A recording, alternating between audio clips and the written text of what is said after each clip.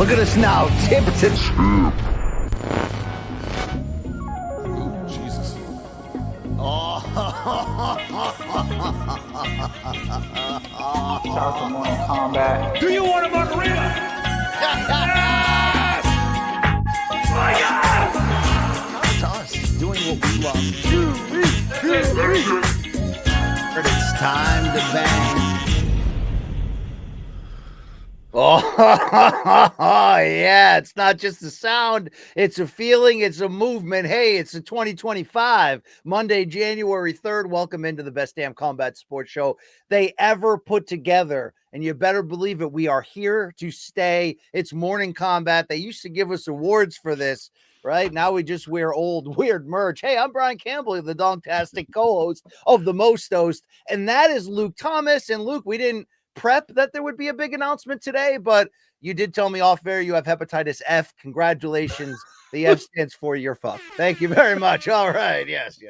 Wear those condoms, kids. That's all I can tell you. Wear those condoms.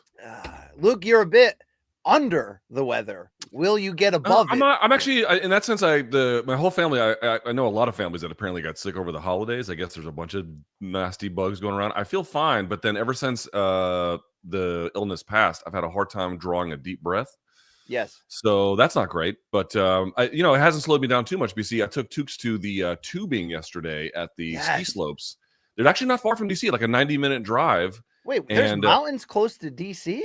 Technically, if you look closely, you can get to Pennsylvania, and I'm not kidding, in 90 minutes. We went to Liberty Mountain, which is about maybe an hour and 45. But yeah, you can go there, and we tubed it up, and she had a blast. So it was awesome. What a time. What a dad. What a time. What a new year. Luke, I do hope that you're going to recover and you're okay. Yeah, I'll be fine. I'll be fine. It's just, turns out vaping's probably not great for you. The doctor's like, well, what have the last few months been like for you? Like, I just got this pink monster in this vape, nothing out of the normal. Yeah, a white monster drink and then peach mango ice on my vape flavor. Yeah, there you go. Well, smart. Luke, they've been trying to kill us and this show since the beginning, right? But they can't keep a good man down, or even two of them, or one and a half of them. So we are here to stay, here to bang, Tui. Hey. Happy New Year, Brian Campbell. Thank you very much. Happy freaking New Year, dude. How was your New Year's? It was awesome. Family and I played cards, laughed it up, watched the ball drop, real low key. Went away for a few days with my wife before then. I mean, what a time to be alive, Luke. No, the phone ain't ringing, but the family is here to stay. All right, there we go. That's been my experience as well. I didn't get a lot of phone calls per se, but I had a lot of good quality time with the fam. And the only thing that sucked was Alexandria, which is just outside DC, was supposed to have like a kids New Year's Eve. Yes. So then they were going to do fireworks at 6 p.m. right on the waterfront. And I was like, oh, we'll take Tukester to that. Yes. And we did. And then we got there early. It was like 4:30. And we're like, Tukester was hungry. So we're like, all right, let's just get something to eat right on, if anybody knows the area, we're out on King Street. And we did. So now it's like 5:30, 5:45. And we go outside and it's pouring down rain. Fireworks canceled, and I was like, oh, kill me. Yeah. So that part wasn't great, but nevertheless. Right. Well, Luke, one love for the new year for sure. I did have something I was going to ask you. I'm trying to remember. Oh, we gave out our awards on Monday's show, and you were part of being responsible really for David Appleton becoming a 2-time MK Donk of the Year. So what are your thoughts on that, Luke?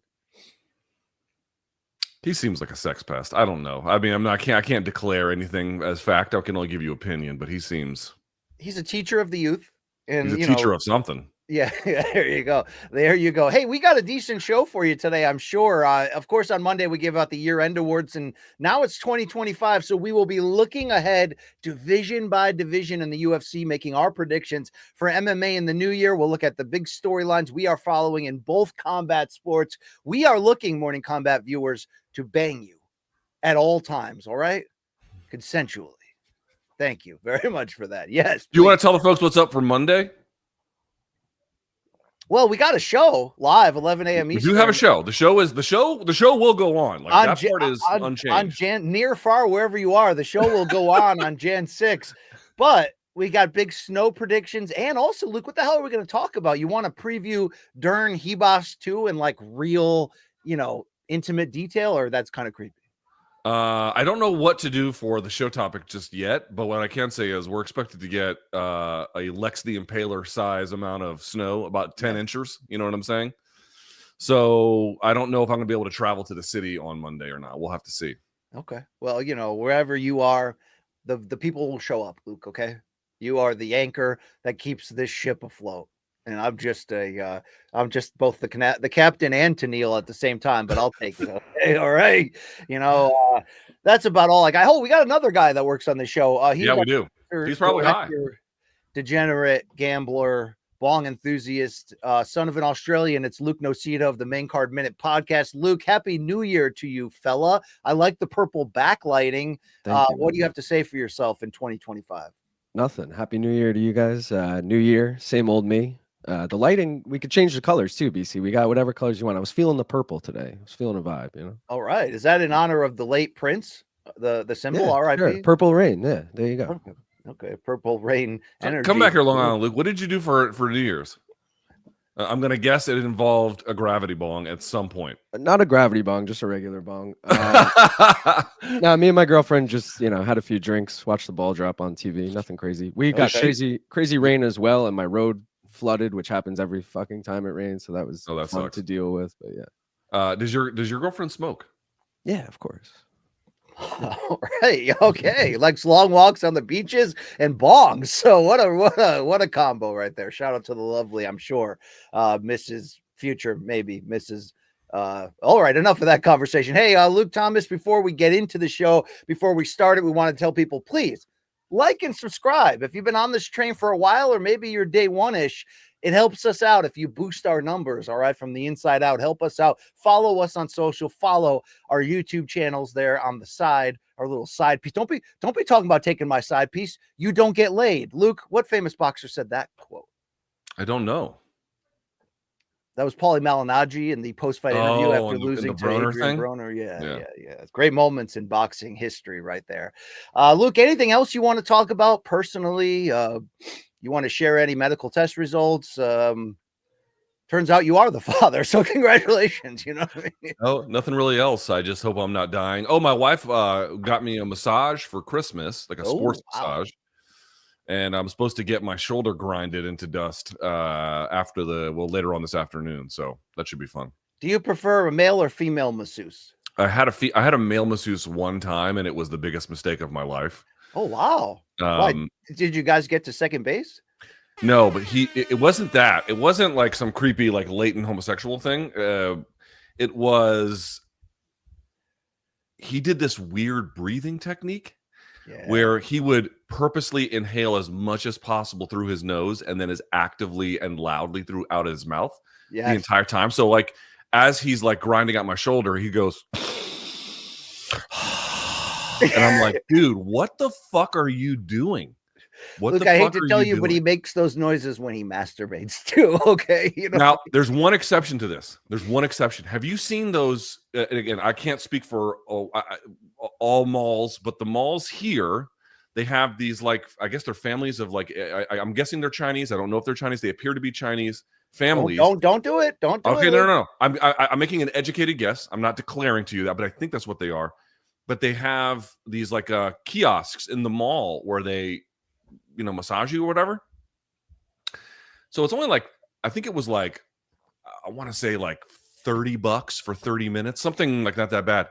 And I'll take a male masseuse there because you sit in those chairs and those dudes, I'm not kidding, dude, it's Shane Carwin, UFC 116 round 1 ground and pound. Wow. With those guys. They take their elbows and then they drive their weight into your back. I have never felt my shoulder loosen up so well as from that. So that's the exception. I'll take a male masseuse in that particular case. But if it's a private room, I used to hear from my coworker Robbie Snyder that you got to go male on this because if you're an athlete and you're out there lifting, these guys can get inside on you, Luke, if you know what I mean. So again, I'd be totally okay with that. I don't really have a problem. But the last guy had breathed like he was a whale breaching the surface of the water. Yes. And did it every 15 seconds. And it was more than distracting. It was annoying. And I hope he dies. Yeah. Oh my God. All right. On that note, hey, how about we'll look ahead to 2025. So here's what we're going to do to kick things off here, because some people complain, hey, nice award show on Monday. A little too much boxeo for your cage fighting liking. How about we go division by division in the UFC? Luke and I will each present one bold prediction. We'll talk about the status of the title picture and what's going on, and we will kick things off here in the men's flyweight division, 125, your current champion, Alexandre Pantoja, tearing it up in his late 30s. Luke Thomas, I've been telling you, these Brazilian folks are built different. Every fight, it seems like we say this is the time that age and mileage will catch up with Pantoja. It hasn't. He continues to reign. So as you look to 25, Luke, what's your bold take on what we should be expecting? I have been so wrong about Alexandre Pantoja, not in terms of the fights I thought he could win, but that what I thought the grind would do to him. And I still think at some point, unless he retires, of course, that shoe has to drop. But because I've been so wrong about him, BC, I have to reflect on that and say to myself, okay, are there dangerous contenders at flyweight? Yes, of course. Kai Kara France is a dangerous contender. We'll see what happens between Brendan Royval and Manel Kopp. Kopp could win that one. Obviously, we hope we're Team Raw Dog over here, but certainly you have to recognize Kopp is a very, very good fighter and could get that job done. Maybe he could be the guy that gives Pantoja problems. But every time I think that the past wars are going to catch up with him, he actually doesn't slow down at all. He looks better and better. I know. Right? It's ridiculous. He gets better every fight. It's insane, right? Because you think, okay, he had these wars. Maybe he could still win subsequent bouts, but there's going to be some kind of like, oh, I can see him slowing down. No, you don't see it at all. He's going to end the year as champion. He's going to end the year as champion. He's going to, by this time next year, my firm belief at this point, I just kind of have to wake up to the reality of what it is. Pantoja has, any flyweight champion has got a lot to do to catch up with the brilliant Demetrius Johnson. About that, there is simply no debate. But BC, if my prediction ends up being correct and he ends the year as champion, you're talking about the second greatest flyweight ever at that point, are you not? Hear me out. Hold on. Henry Cejudo did more across combat sports, of course. He saved the division too. Let's be fair. He saved the division, Olympic gold medal. I mean, that's just really hard to compete with. But flyweight resume versus flyweight resume, if the prediction proves correct, that's your guy. That's your number 2 guy there. I mean, he's got a lot of really good wins before becoming the champion, right? He's got, you know what I'm saying? Like 2 over Moreno, 3 if you count the tough win. I mean, he's 9-0 currently against guys that are in the top 10. Luke, I was going to make the same bold prediction because I'm kind of sick of being wrong about this guy. And like we mentioned, if you look at, I mean, he barely won the title over Moreno, but did it in an absolute war. How could you expect him to go on this run since then of defending the title and looking more dominant? And then you look at the Usyk fight, one strategic change, he might have lost that one, yet he gets, passes the test. And then he absolutely blows away Asakura most recently in a fight that had some danger early. And maybe with that, we need to wake up to that. Yes, he will be 35 in April, but he's somehow operating at the best of his career up to this point. You see the shape he was in for that Asakura fight. Mm-hmm. He is operating on full steam ahead. So I got to give the same prediction as you, right? That he'll stay on top. But here's the deal, Luke. This happens to me in my combat sports journalism podcasting history, where I'll be behind on a guy. The fans know this. They once in a while call me out on it. I'll be so far behind on a guy's rise to the top that once that guy finally secures that throne, does a few things, puts his feet in the ground and says, I am him, that's usually when I'm like, oh my God, this guy can't be beat. And that's usually the next fight where he loses the title. And it was like, wow, he had a great run. He found that window of his top of the mountain prime. Too bad I missed him on the way up. Luke, here's the deal. There's a man that he will probably, hopefully, fight next. A man that is only on a 1-fight win streak, but when you consider that Pantoja's pretty much fought everybody in the top 10 already, the first time I saw Kai Kara France, I thought he was going to be a world champion. And it didn't happen. He's had a couple tough losses. He's been really close before. The interim title fight with Moreno that he was winning up until the point he was stopped. My bold prediction this year, Luke, I think KKF is of the goods. Ooh. And I think he ends this year as champion. And it Ooh. goes against the grain of everything we're saying. But at the same time, how long can Pantoja, who will be 35 in April, be in close fights against other elites in this division and just continue to get the nod? I think Kai Kara-France has that boldness, that aggressiveness. He has a well-rounded game. It's going to be a close fight, just like Urseg versus Pantoja was. But I do think it's Kai Kara-France's year in time. I can't see that man in an era of this division where there is so much parity, maybe separate from Pantoja's last couple title defenses. I can't see Kara-France exiting his career without fighting for a title or potentially winning one. So give me 2025 as the year that CKB comes back on top and Luke Thomas has to open up the toy bin of the ones he threw away and remind himself how much he loves Eugene Bearman, right? I never stopped liking Eugene Bearman. Yeah, you threw a few of his toys away after they got KO'd. What does that mean? You know, it's a running joke that the fans have with you, Luke. Okay, Yeah. because you get a bonaire for a rising fighter, No, and then that again, what actually happens is that everyone is late to pick up on how good someone is, and then as well late to pick up on when they're actually in decline. And because I timed that more correctly with those, at least with those guys, I make the same mistakes with other fighters, but not with those ones. I correctly timed their ascent and I correctly timed their decline. People treat this as like, oh, I don't care about them anymore. I certainly think they're great fighters, but their best has left them. And obviously, I don't have to explain that. You know how hard it is to put together 3, 4, 5, 6 common title defenses in this insane. modern era. Anything can happen, but Kai Kara-France is probably next in line. Luke, in fact, let's look at this title picture at the second regarding what could be next. Number one, of course, is the champion's Pantoja. Royval, the number one contender. He'll be facing number 6, Manel Kopp. You've got Moreno at 2, Albazi coming off a loss at 3, Kai Kara-France 4, and Tatsuro Taira coming off a loss at 5. Do you see KKF next? I definitely think he's dangerous. I thought Urseg was going to have much more success against him than he did. Kai Kara-France blew the doors off of him. That was insane. I am hobbled by the fact that KKF has like ascended a couple times and then tumbled. You know, the Brandon Moreno fight being like a great example of that, where he was moving on up and was doing well in that fight, but then on a retreat got hit with a body kick and just got folded. And it's hard for me to look past that. It's like if Brandon Moreno can do that under those circumstances, as well as you look at a guy like Pantoja and his ability to, you know, wrestle and take the back, which is fucking crazy. You can't rule it out. You definitely cannot rule it out. I just don't know if I see that as the likeliest outcome, but I recognize he's a dangerous threat. I think that's probably the best I can say about it right now.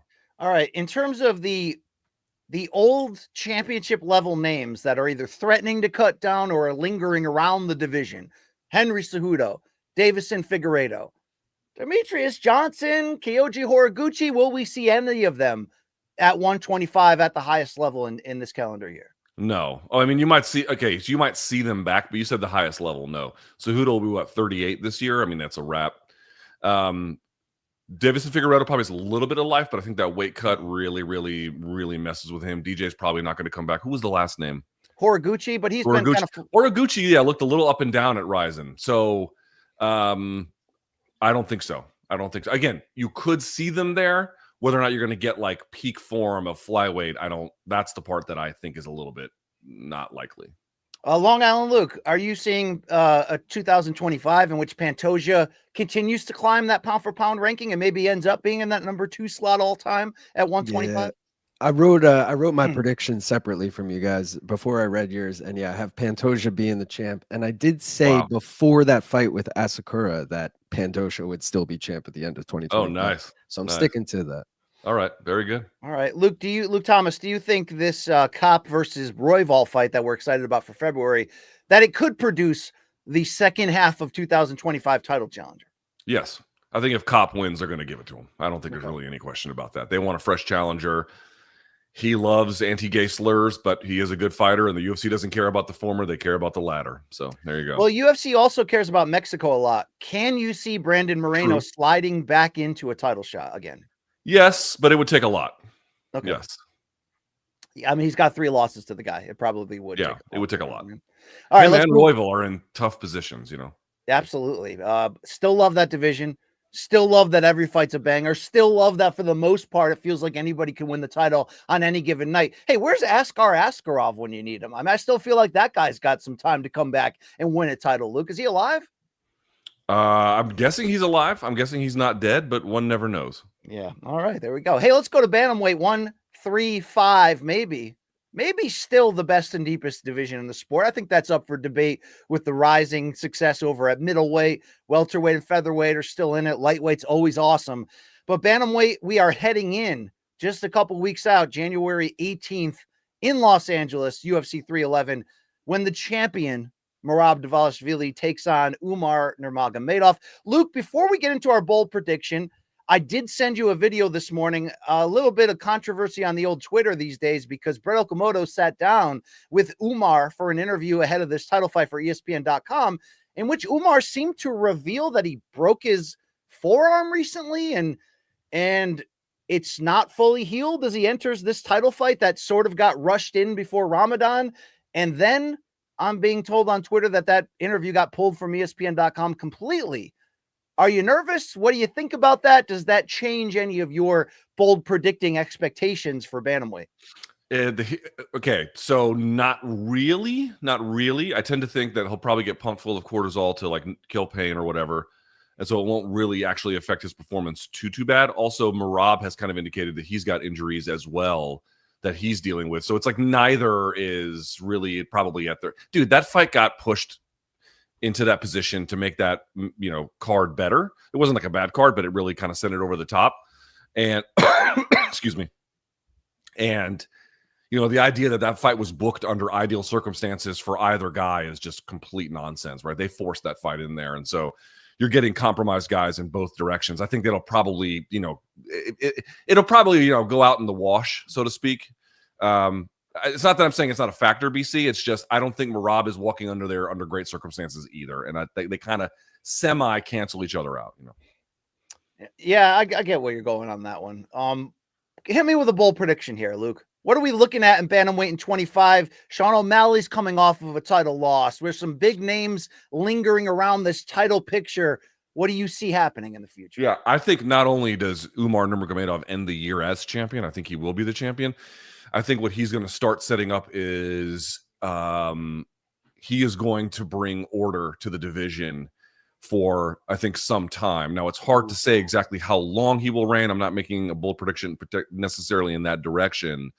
But what I think you're going to end up seeing in this Merab fight, again, you know, who knows? But what I think you're going to end up seeing in the Merab fight is that Umar is going to be able to neutralize just a lot of what Merab is able to do. And on top of that is going to beat him up on the feet to the extent that fight takes place on the feet, which, you know, again, we'll see.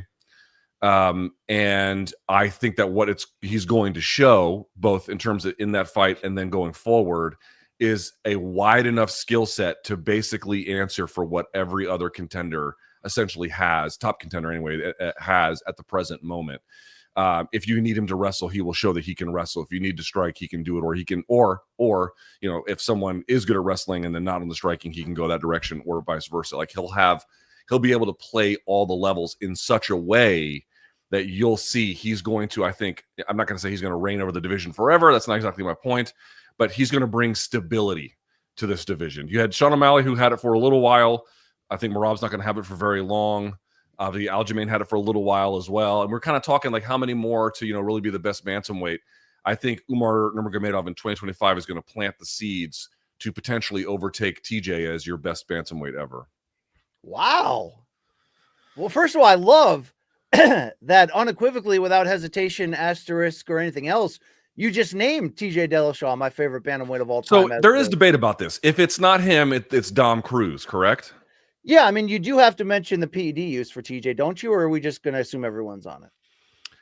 I think this is the problem, and I'm trying to, you know, I'm not trying to hector anyone. I just want to be like realistic about this, BC.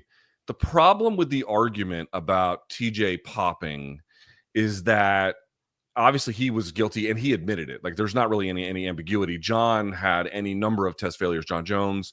But, you know, he took his case to arbitration. Arbitration, for the most part, exonerated him. You can make of that what you will. But the point I wanted to make is you do not have a measurement across greatness in MMA that fully accounts for uniform anti-doping standards. And in fact, what I would argue is there are people that we hold up as icons in the game that largely were able to get around the testing, were competed in an era where it wasn't really even relevant, or something in between, where you had tougher anti-doping standards in the case of TJ. By the way, I think a lot of guys got through that too, but obviously some did not. And you're like, oh, he got caught, right? But the notion that like only the guys that got caught are the ones that you can remove from the conversation, to me, is at best misleading and kind of dishonest. And so I'm not saying that if you feel very strongly that you couldn't make a list in that direction, but if you removed, let's say, John Jones, if you removed TJ Dillashaw, or whoever you thought was like a clear case, you could even throw Anderson Silva in there as well, depending on how much you wanted to buy his Thai sex drug explanation for some of his popped PED tests. You're going to leave on guys on your list that almost I guarantee have used, and at a bare minimum never had to face a similar level of scrutiny. What does that mean for your list? It means your list is probably inaccurate. No, I think I actually kind of agree with that sentiment right there. So your pick is Umar, and dude, I did a film deep dive on Umar in the past few days, and it's like I'm trying to find reasons why it's too much too soon. Who is he be elite besides Sandhagen? Even in that impressive Sandhagen wing, I felt like he could have done more and pulled back and maybe was a little bit too safe. But the totality of the film, Luke. And then you see Umar come out as a minus 345 betting favorite currently on DraftKings. It's hard not to go down that exact lane. So what's my bold prediction? Even with the arm injury, my bold prediction is everything you said, but even a little bit more. I think Umar Nurmagomedov is going to take over the bantamweight division, as you said, and then really be in the running for Fighter of the Year at the end of the year. And that's a bold claim when you add in the fact that he could go in there and beat Merab, but re-aggravate that injury, be out a while. But broken forearms tend to give you about a 6-month recovery period. Since the first fight of the year here, this title bout is in January. Could he come back in the second half of that year? Can you imagine a scenario if Umar defeats Merab and then fights either O'Malley or Jan on his first title defense? Like, you could be looking at your Fighter of the Year. I think either way, Umar's here. All those early rumors that, hey guys, for everything you like about Islam or Usman, the best guy in this Abdulmanap extended family tree camp is still coming, and his name is Umar. I kind of feel like it's an inevitability at this point, right? The coaching in the corner, the tree behind him, the iron sharpening iron. I mean, Luke, there could be a scenario in about a year's time where Habib and Javier Mendez have 3 UFC champions from the same, family team there of what Abdulmanap put together in Dagestan. If Usman Nurmagomedov comes over, that's a way bigger leap. We got to see what that looks like if he gets out of his deal. But dude, I'm in. Umar's for real. I'm in. I mean, I think all you have to look at is Merab's behavior since this fight got proposed. And it lets you know that he understands what he's in for too, doesn't it? And it's been disappointing, but yeah, I think so. I mean, you're talking about guys. I mean, you can say whatever you want about the Nurmagomedovs. None of their success is accidental. Absolutely nothing about it. They understand what their fighting style is supposed to be like. They understand how to win rounds. They understand how to prepare. For the most part, they understand how to remain healthy. They just have the game on fucking lock. And you can like that fact or you can hate that fact, but you have to reckon with it one way or the other. And I just think it's very, very, very foolish, at least right now, to be betting against anyone from that camp, and especially with that last name. With some exceptions abound. Long Island Luke, you'll get a lot of fans that'll probably watching this live going, enough of the slobber on the Dagestan cover, a cupboard of hammers that you can pull out at any time. What are we missing? Should the MMA community be giving Merab more respect as we head into this, considering our 2 predictions right now? Damn right you should. My bold prediction, Merab remains champ. Not only that, defends the belt 3 times in 2025. You're out of your fucking mind. He said he wants to fight like 4 or 5 times. He said 3 times in like 3 months. That's not happening. But let's be real. That's definitely not happening. We got Umar in January. Let's say he wins that. Then over the summer he gets someone, and then Q4. It's totally possible. All right. He's going to beat Jan. He's going to beat O'Malley. He's going to beat Umar. Let's go. Done. Well, he already beat Jan, and thoroughly at that. And he beat O'Malley I would say mostly thoroughly at that one. But I think Umar's got his number. We'll see. Quick note, Long Island Luke did look it up. Askar Askarov, the flyweight in mention, has fought once since his UFC release. It was in November of 23 for ACA, in which Askarov then asked for his release from that deal due to health issues. Luke, before we continue down the bantamweight road, we did not mention Mohammed Mokaev at 125. Were we in error? Will you see him back in the octagon? Will he be a factor in the title picture? I would love to see him back in the octagon. I thought his departure was listen.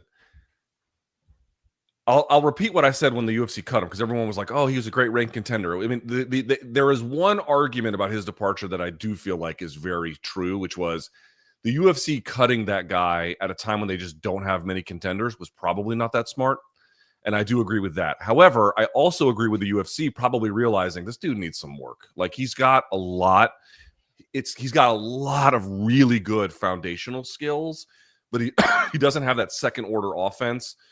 Excuse me. I'm dying over here. He doesn't have that second order offense, BC, where he can really lean into damage. He can really lean into, like, hardcore. Like what Khabib could do. Khabib had good control and then would just turn you into fucking ground chuck. I mean, that's just what he did.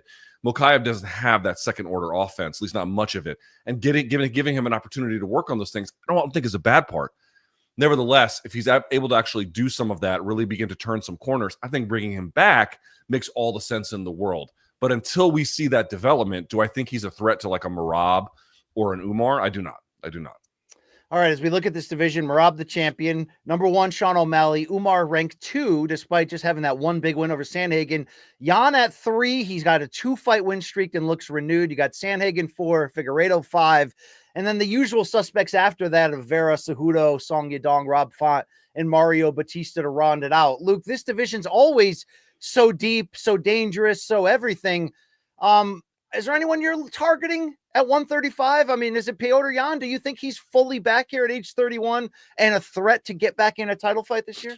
I think he'll get back into a title fight. I think his rebound has been real. We've talked about his decline. How real was that? That to me was a little bit overstated. It was 2 split decisions. Now, granted, Merab, of any loss he had in that stretch, the Merab one was the best, or the best one for Merab, but the worst one for Jan. It was clear. Like I think Merab attempted something like 50 takedowns in that fight, something fucking absurd. Okay, he lost that one cleanly, but the other 2 were pretty close. I thought he actually beat Sean O'Malley. There was just a burial of him that didn't really make a lot of sense. And sure enough, here he is back pretty close to the top of the division again. Umar might have a date with him because that's a really, really, really cool fight if you actually think about it. But I don't know if he's got enough at this point to dude, you know how it is. It's hard as shit to win a title, and then if you lose it, it's really hard to get it back. Only the very special ones or people who work in weak divisions can do that. And bantamweight ain't a weak division. But do I think Jan will be back in big fights and have some big wins? 100%. I think that. Do you think this division's losing its luster a bit, Luke, from where it was as the sort of the best division in the sport, maybe over the last year and a half? I think all the divisions in general are kind of suffering from a star power decline. Don't you feel that way? That like I agree. There's some exceptions to that. Ilya had a big year. I think Islam's still on top in a big way. We'll see what happens with Shavkat. Obviously, he lost a little bit of luster in that Ian Gary fight for sure.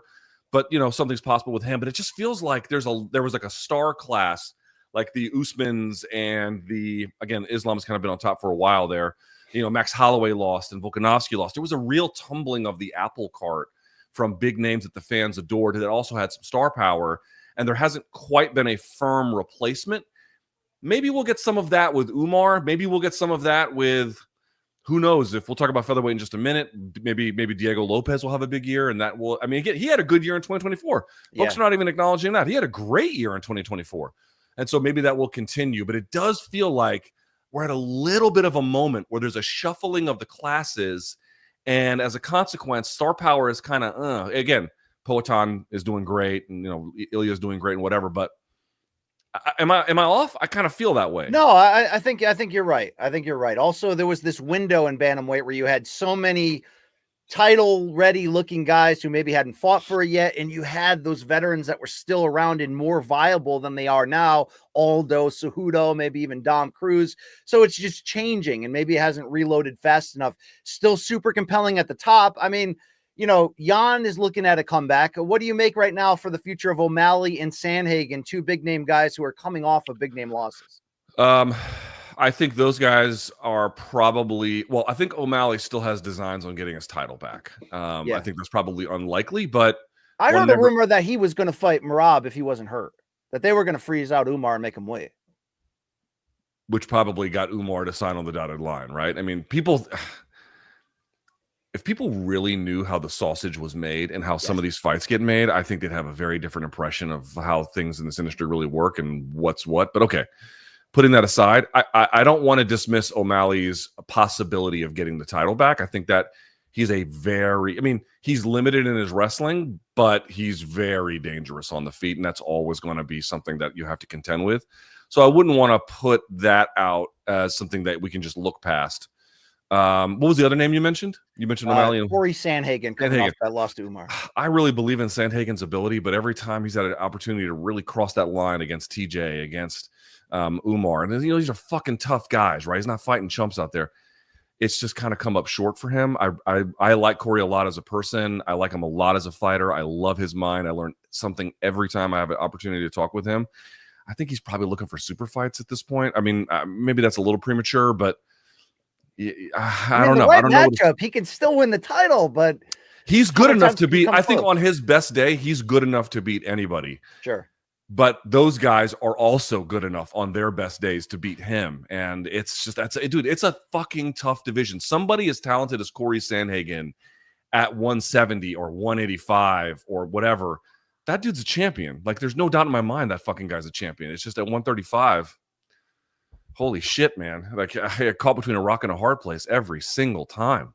No doubt about it. Speaking of this division, one of the best fighters in the world, I got questions about what 25 looks like for him, and that's Patchy Mix, who, of course, won the $1 million in the Bellator tournament, went to PFL, did not have a giant breakthrough year, had a rematch with Magomed Karamov, I believe, and it kind of struggled in that one after putting him to sleep during that $1 million tournament so brutally. But, Luke, it's interesting. What does 25 look like? There's a lot of questions. Will PFL open up a bantamweight division as part of their $1 million tournament? That's my first question. If not, what do? You just have Patchy Mix defend or fight for a fake Bellator title out in Dubai every couple months? I mean, what are Patchy Mix options? What do we do? I mean, maybe he gets offered a fight at featherweight against a big name because that's just what's available to him. I would love to see this guy in the UFC's bantamweight division right now to see him add depth and add what I believe right now would be a legitimate, upper echelon top 5 contender.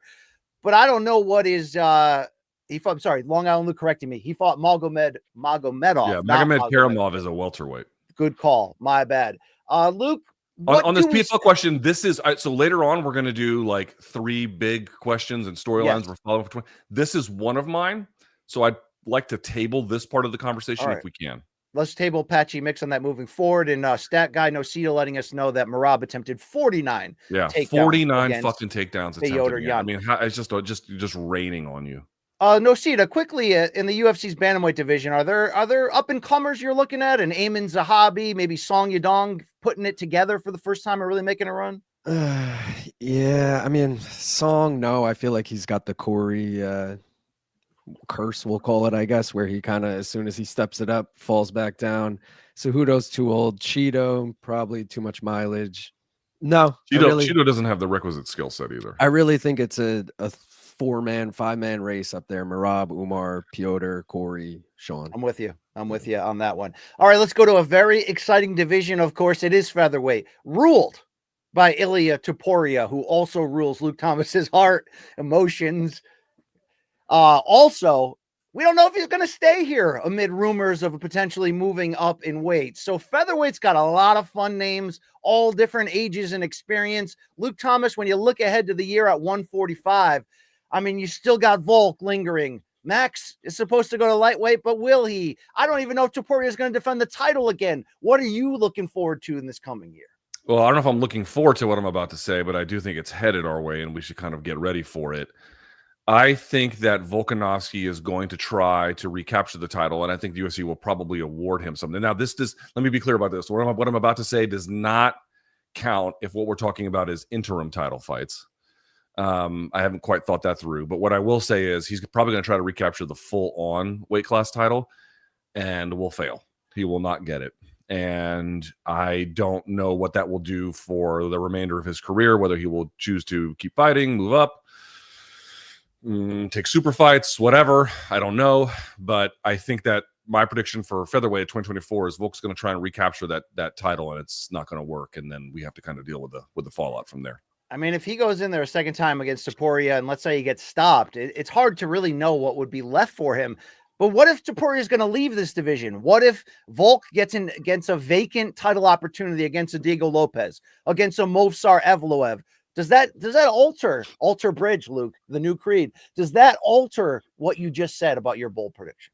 I mean, I guess with Evloev, I would maybe think twice about it. But if Diego Lopez is the opponent, like Volk is obviously cleaner as a fighter in so many ways relative to Diego. But Diego's ability to just find random openings in every single phase and seemingly every distance in a fight, more to that point, dynamite finishing instincts on top of it.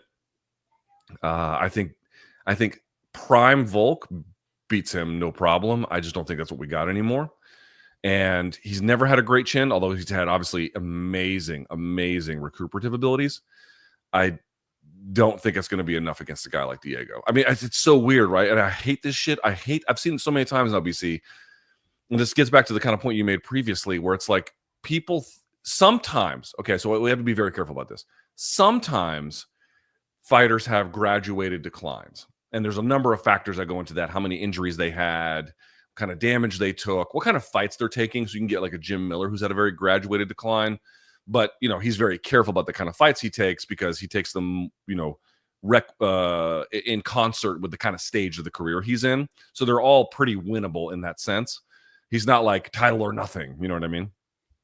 But one desperately sad fact of fight sports, it's true in boxing sometimes too, BC, and I'm sure you can recall a couple of examples.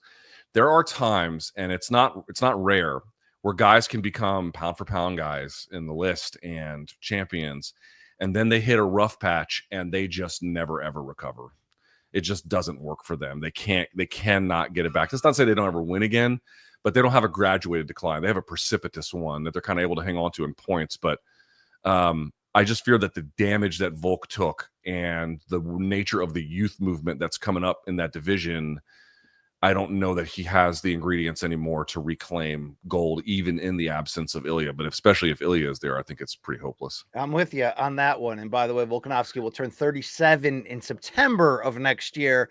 Unless you're Brazilian, Luke, I think the 35 rule does push you off a sharp cliff. Although Bilal Muhammad beat the 35 rule for champions, Rocky Pennington did too, Luke. Yeah, up past 170, not 155 and below.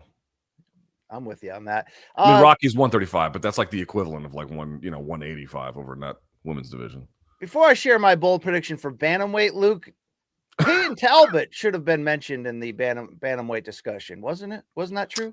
I think he's really interesting, but I just, it's still very early with him. Okay. So let's see. He looks dynamite, but he hasn't fought anybody really great yet. So let's see. All right, let's stay at featherweight here. This is probably my boldest one, because certain things would have to happen to really open this door for it.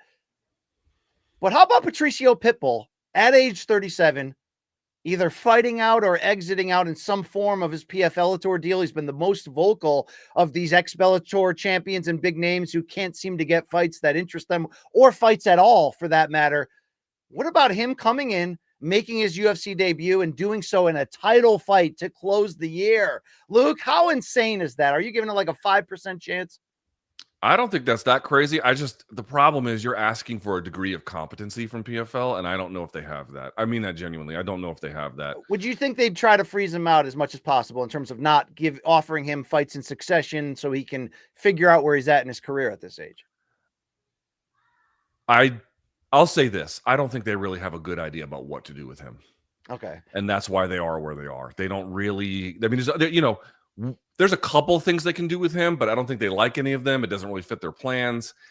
Dude, the Bellator guys didn't fit their plans very well. I mean, it's just they've got problems. Well, here's the deal. We saw a change, right? Now that UFC and Ryzen seem to be working together in some ways. I mean, you see people talking about Ryzen almost becoming a feeder league now for UFC. You saw Sean O'Malley at the New Year's Eve cards representing the UFC, and you saw Kai Asakura go from free agent signing to title opportunity in his first fight. Now, that was more about, hey, that champion had already sort of cleaned out the division. But I guess I'm building this on the idea, what if Topuria stays at featherweight? What if Pitbull can come in at the right time as a sexy free agent? I want to add in that when Dana was asked about him at the most recent post-card press conferences, he keeps saying, oh, yeah, Pitbull's a badass. I love him. So do you think that if the opening was there, that Dana would give him the same respect he gave Kai Asakura coming in and giving him a title shot, even though they're much different ages? I could see that happening, but I think if they fed Pitbull at this stage to Ilya, I think Ilya would demolish him. Potentially. But I don't know if Ilya is still going to be there. I mean, so let's talk about the rest of this UFC division, Luke. That's our real question right now. Topuria's status affects a lot of this. But in terms of people that are sort of due, possibly Volkanovski, your number one contender, could get Ovechkin or the next title shot, no doubt. You've got Max Holloway at number 2, but we don't really know what's going on. He seems to be lightweight. Diego Lopez at 3 and Movsar Evloev at 4 are your most deserving of this next generation. So do they both get title shots this year? Do they have to fight each other to maybe produce Topuria's second title fight if he ends up fighting Volkanovski?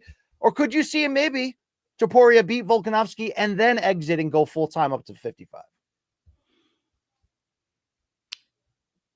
I think Topuria is going to try and get that Charles Oliveira fight and then go back down in the year later to fight whoever the rightful guy is at that point. That's kind of my sense of things. Okay. Are you of the belief that they're gonna make Evloev wait because of his style? That they're just gonna keep making him? Yeah, I mean, I've seen the John Fitch movie before. That's 1 billion%. Dude, they put his last fucking fight, which was a good one, on the prelims. It's the John Fitch movie over and over again. You can do, if you can keep winning, they'll eventually reward it. But they're going to put as many delays and obstacles in there as they can. They don't like that. They don't want it. It's valuable to have in certain ways, but it's not what they prioritize. That's going to be a challenge for him, for sure. All right, I want to tell you the featherweight I'm targeting the most to have a big year outside of my prediction on Pitbull, which is a little bit of a Hail Mary, but I'd love to see it. You got that AIDS that I got. I'd love to see Pitbull get his chance, even though that window is going to be even smaller than Chandler's, to come in and be a part of big fights. Arnold Allen is the friend of the program, is the guy I'm targeting. Luke, he went 2-0 under the radar this past year. He's in the back half of the top 10 still. He's right at the peak of his physical prime there. I believe he's 30, 31 years old. He could easily, in my opinion, go 2-0 this year, just short of that title level, and we could be heading into 26 with him as the number one contender. He's been so close before. I think both the loss to Holloway and the loss to Evloev, it just felt like if he just did a little bit more and it felt like he could have, maybe he gets the nod and the edge there. Are you seeing an Arnold Allen eventually finally getting a title shot, or maybe lingering in the middle of the pack for most of this calendar year? I think he might get a title shot, especially if Topuria is really gone, which again is a big X factor here. You're right. He was 2-0. He has been this close so many times. He's got a very defensively sound skill set. I think he's a little bit of a slow starter, but he's got a lot of ability. He's been neck and neck with guys who are all-time greats.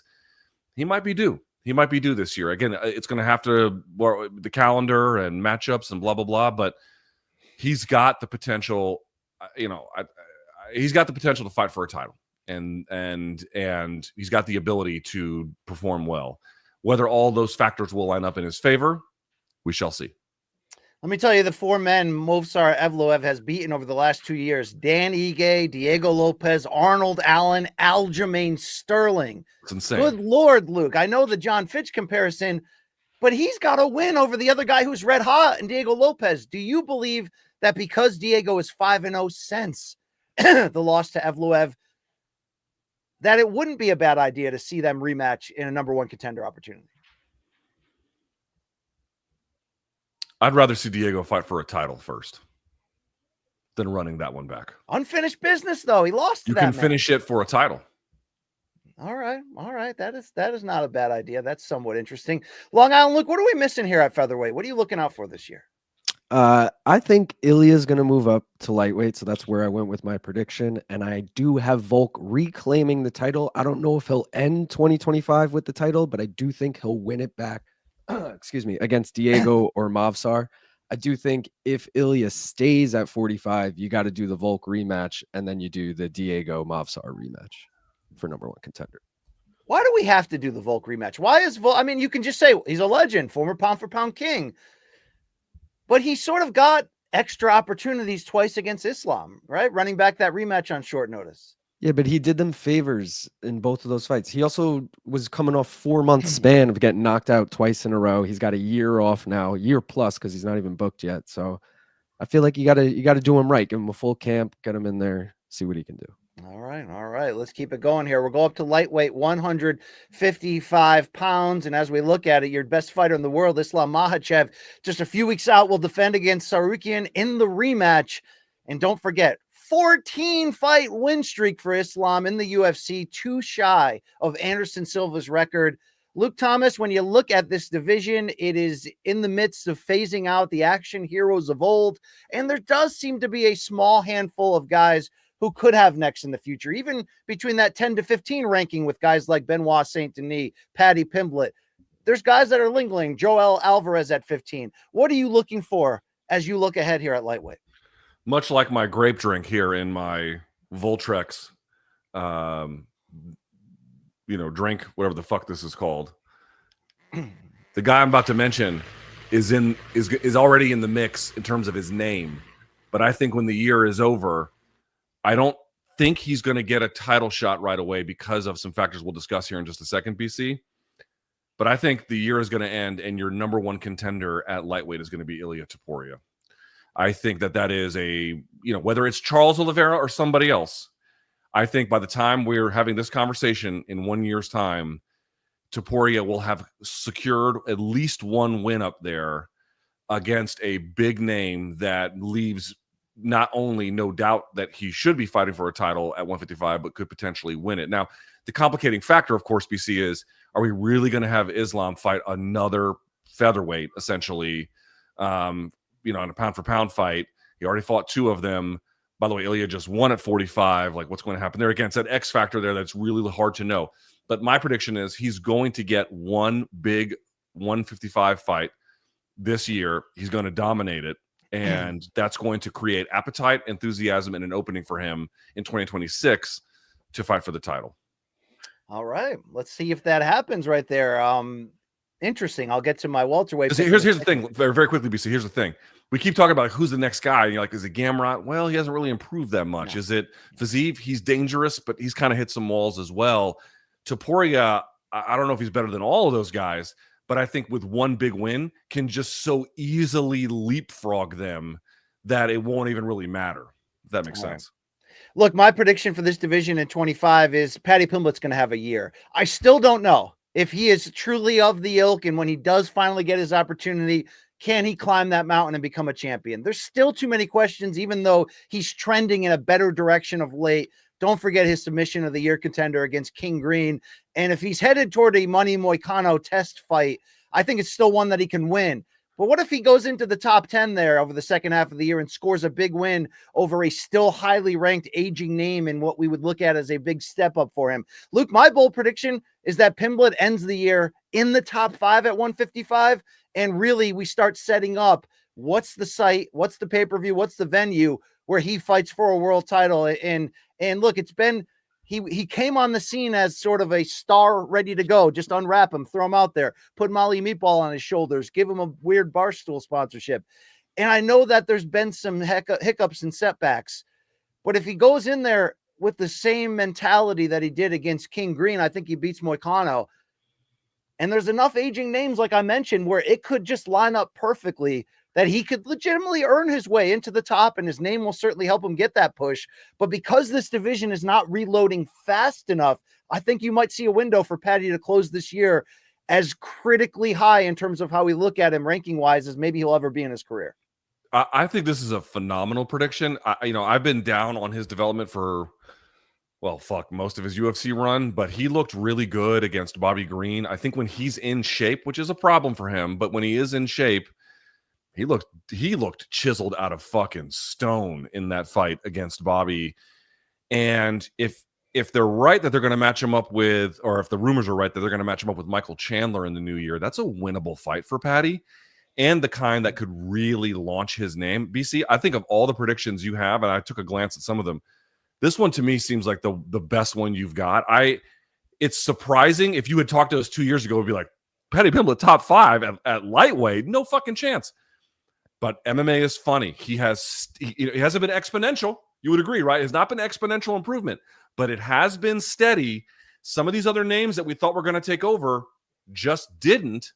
And now look where we are. He's on the cusp of potentially, again, we think, getting a Chandler fight, which I think at this stage is very winnable for him.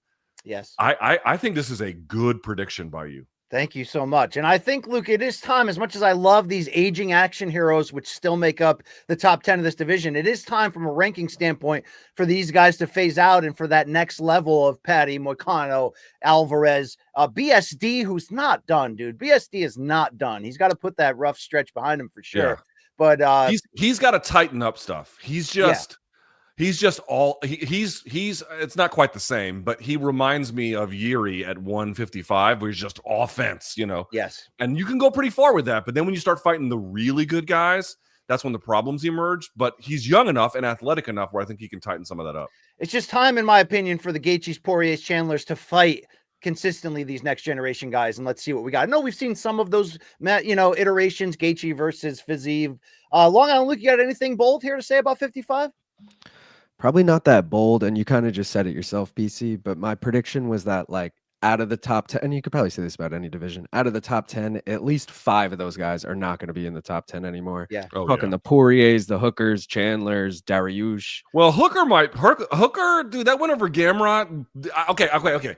I understand that the larger picture is not what the Gamrot fight represents, but he's fucking crafty, dude. He found a way to put himself back in the mix, and that none of us really saw coming. Everyone I just named is crafty, though, and could obviously still be here. I'm just saying, I think these are the most likely names that they put against Joel Alvarez or something, and they come up Joel short. Alvarez now you swap them out next year too. So. Joel Alvarez is going to have a real big year.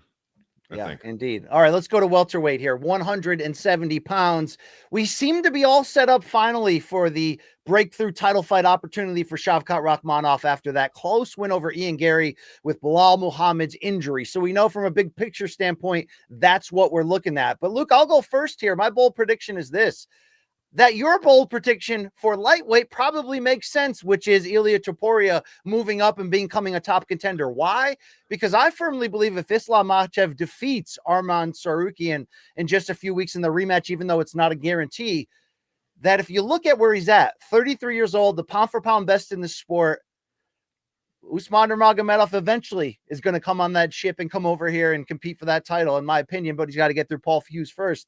I think my bold prediction is this: Islam Makhachev moves up because he will have no one left to fight at 155 after that Tsarukyan rematch. Even though it would only be his 4th title defense, it would seem to be a cleaning out of the division, especially if you count the 2 wins over Volkanovski moving up. This division's aging and it's time. My prediction is Makhachev goes from that aging division to welterweight. And Luke, I could see a scenario where he closes the year fighting Shavkat for the championship, and it would be a hellaciously great fight on paper, but I think it's one that the best fighter in the world needs to be taken seriously from an odds standpoint that he can win that. My prediction is Makhachev does, whether he goes through Shavkat or Bilal. He closes the year as a 2-division champion, leaves the title at 55 behind, and continues moving forward for as long as he's going to stay here. I don't think that's a bad prediction, man. This one is tough, because he wants to go to 170, right? So that's on the table. I think he's the pound-for-pound best guy in the sport. I'm not even sure where they rank him anymore in UFC, but certainly he's in that, at or near that position. And you would think if he gets another win, why wouldn't they do that? So I'll say this, BC. I think that prediction only comes true if Bilal Muhammad retains the title. Oh no, wait, because he won't fight Bilal. He would only fight Shavkat. Well, he would fight Bilal if Bilal beats Shavkat. You think he would fight Bilal? Aren't they teammates? I don't know how they deep aren't their teammates. brotherhood is, but they are teammates. They have the same manager. I don't think they're campmates. Okay, correct me if I'm wrong on this. And again, the viewers can correct me, Long Island Luke. I believe that I have heard Bilal say that as long as Islam is the champ, there's no way that they're going to fight. I can't confirm or deny the quote, but I know that like Habib has been in Bilal's corner the last 2 camps and stuff. He's like part of that team now. All right, dude.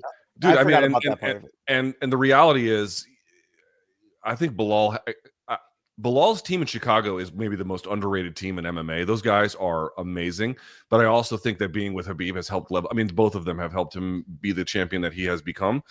But I think if Shavkat wins, then that is where it gets really interesting. That is a fair point I need to take seriously. And by the way, Bilal's got a shot here. I mean, we don't know if Shavkat's superhuman anymore. We don't know. This could be a good fight, you know? Well, then let me get to my welterweight prediction, because this is what I still believe. I've gone through a range of interpretations. The one I had in real time, the one I had a couple days after, and now the one I'm in today. And so, like, you know, if it feels like I might have an inconsistent position, it's probably because it has been inconsistent, right? I'm trying to deal with the information and process it as we get it. But here's what I basically believe. I believe that Bilal is a very good fighter. Again, an elite one. He's a champion at 170 and very underrated and underappreciated. But I think that the fight against Gary was, I'm not going to say flukish. I don't think that's quite right. But I think Shavkat is going to have a much better performance against Bilal. I think he's going to win that title. And I think it's going to be a bit of a moment for us to reflect on what happened in the Gary fight, as, again, aberrant seems a little bit strong, because I do think that there is a clear reality that Rakhmonov is disdainful of defense in both the grappling and the stand-up department. I do think that is real, and that could cost him both in his next fight and any potential one, so long as he employs that attitude. Nevertheless, I think he has been hobbled by injury in more ways than we understand, and some of that will go away when you see him against Muhammad. Well, then that could make my prediction very true in the end. I mean, Luke, would you? I said it that Merab Umar is a hardcore wet dream. I can't wait to see that fight, even with the wider than expected odds, or expected from me. How much does the idea of Makhachev potentially against Shavkat, even though we are definitely projecting things that need to happen to get there, how much would that just put you in a room that was suddenly covered in white? Be a lot of ejaculating. It would be one of, I mean, I'm not big on these pound for pound fights. Not that I don't think that there are good ideas in theory. It's just none of the matchups really excite me. Couple of challenges to that. I think, you know, I would take Ilya versus Islam. I think Ilya has work to do, but we've talked about this. That'd be a good fight. I think DDP versus Poatan at 205, not at 185, but at 205. I think that could be interesting. And there might be some other ones, but those are the two ones that stand out to me. The rest of them I could take or leave. And, you know, again, you could do Poatan versus Tom Aspinall, BC, and that'd be big, but I think Tom Aspinall just kind of washes him, to be honest with you. Shavkat and Islam is an interesting one.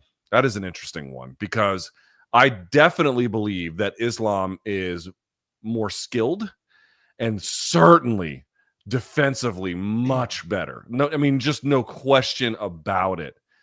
But the size difference is real. And I just wonder what that would mean for him, especially against a guy who, you know, struggled, I think is a strong word, but had some challenges in the first fight against a 145 guy.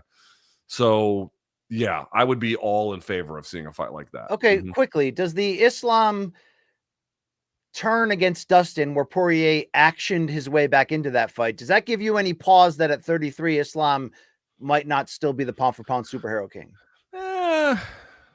Or is that just a tough ass fight against a tough ass out, right? Yeah, I mean, listen, is Dustin Poirier now or at any point the best lightweight in the world? No, but you can't think of it quite like that, right? Yeah. You have to think of it like moment to moment, round to round. How skilled is he? And of course, there are plenty of deficiencies in his skill set, like there is for anybody. But dude, he's experienced as hell. He's as tough as they absolutely come. He has faced every kind of fighter that 145 and 155, basically, in terms of style, could throw at him. He has been there across multiple generations of fighters. He's got dynamite power, which is the last thing to go. Yeah, dude, that guy's going to be fucking tough. He's going to be fucking tough. And maybe somebody like Islam can beat him, and he did.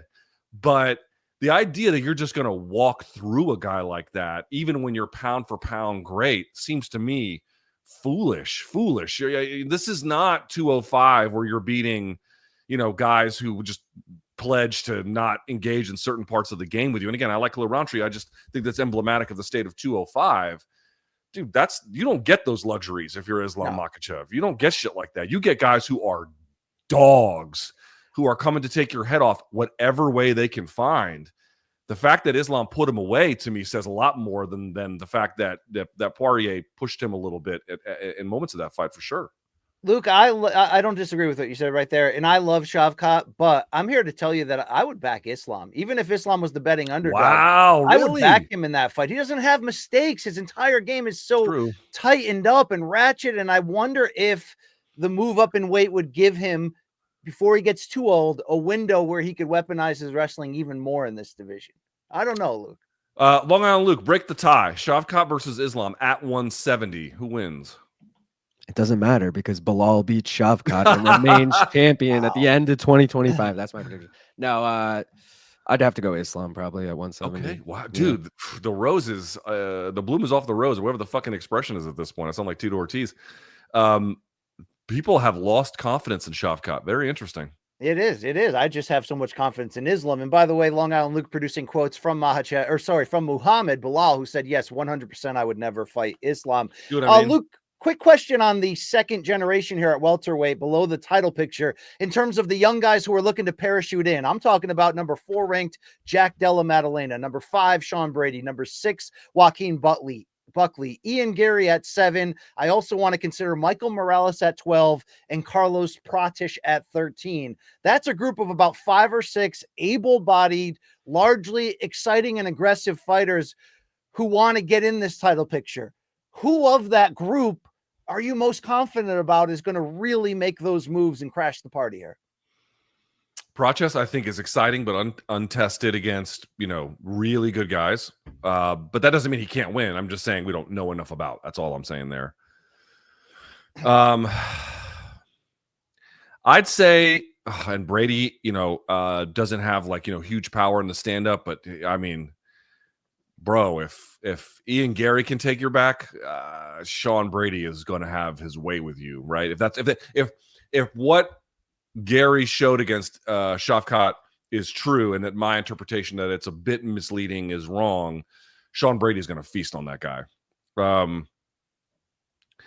I'd say it's a tie in terms of my enthusiasm about what you're talking about between Sean Brady and Jack Della.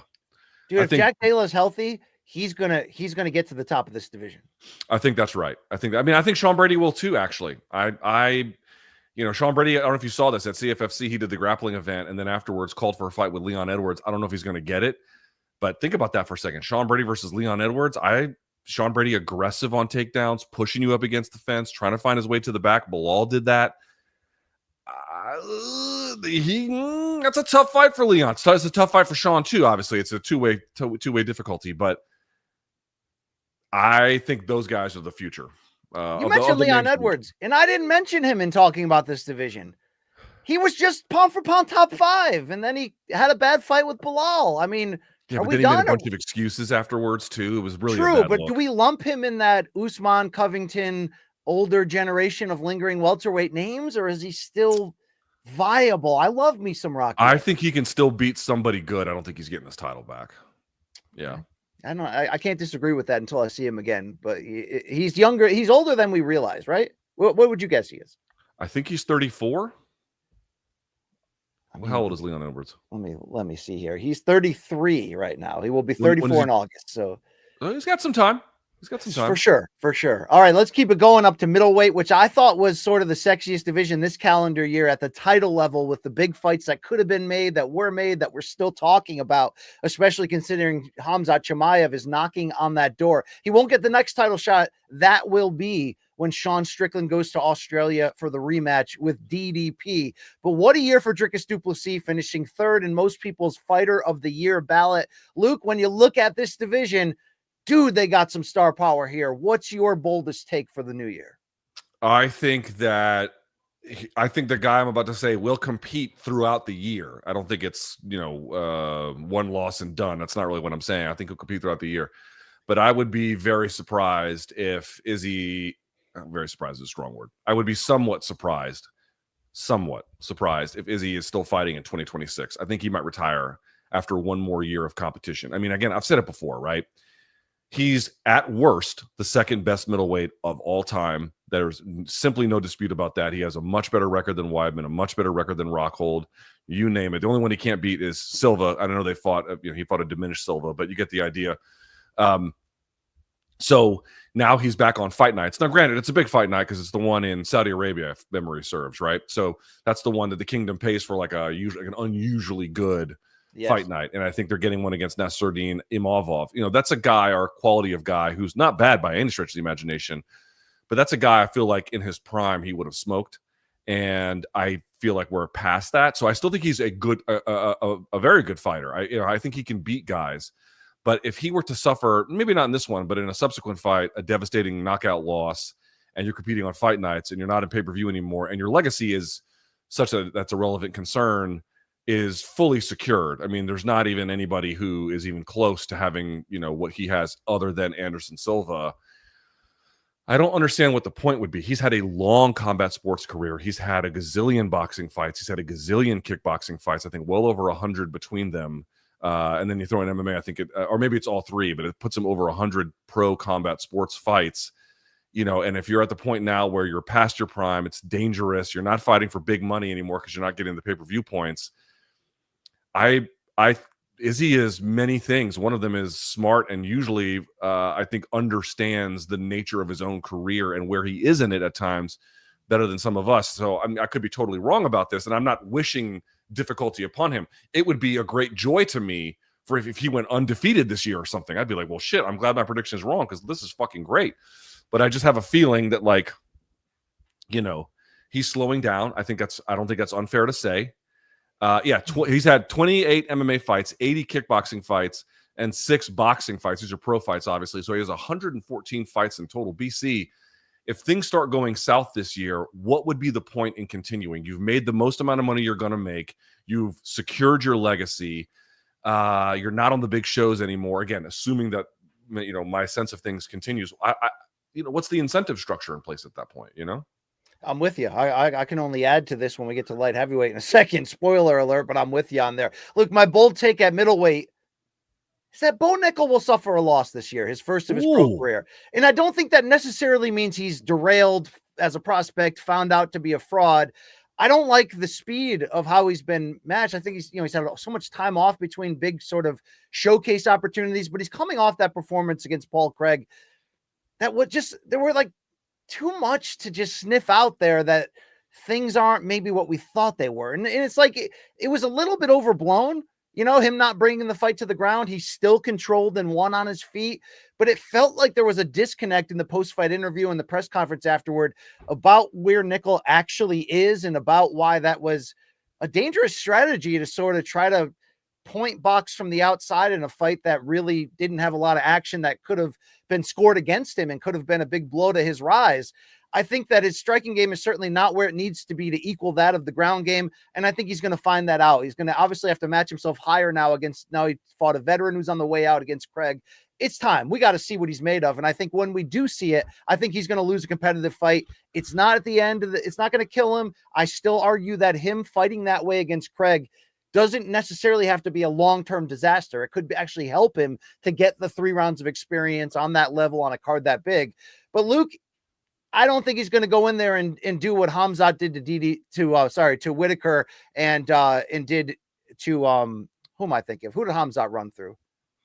Oh, I'm thinking of what DDP did to Whitaker. It's not going to be like what Hamzat did to Whitaker, dude. Like I think Bo's further out from that. He's still an interesting prospect, but I don't see how you can not be a little bit down on him based on the lack of stepping up and shining over the past 2 years and showing us.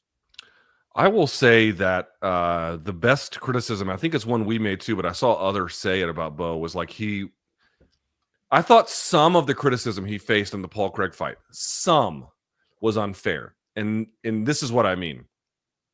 I thought that people missed one key aspect of it, which is Bo has not had a lot of in-cage time, and getting 3 rounds against a limited but quality fighter is A, important, B, quite helpful, and C, he did get to work on his striking. Now, his striking was shown to be quite limited as a result, but nevertheless, he got 15 minutes to work on it. I think people really underestimate the value of that in getting him to the next place that he wants to be.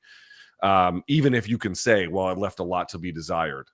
I really feel like people missed the boat on that one. However, the strongest criticism is the one that I think you and I made at the time, and I saw others say, which is, okay, fair enough.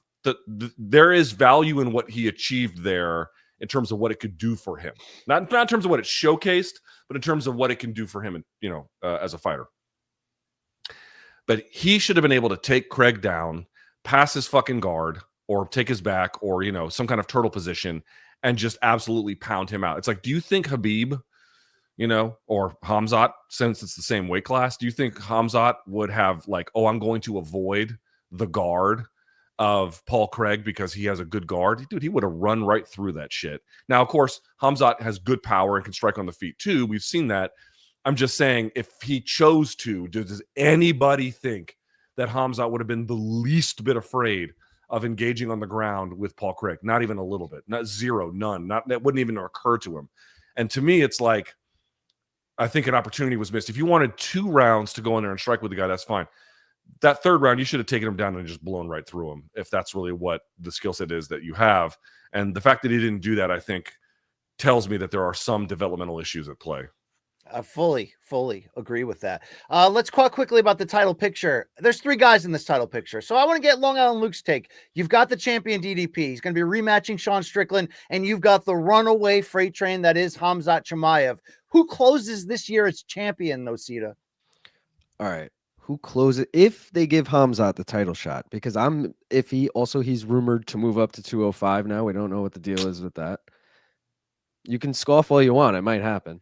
My bold prediction is that this title will change hands more than once this year. I could see a world where Strickland wins the rematch against DDP, and then Izzy beats Imavov, and then they do Izzy versus Strickland 2. Wow, that'd be and then Izzy wins the belt again, and then Izzy loses to Khamzat or something like that. No. I could see it. It could happen. There's a timeline. There is a timeline.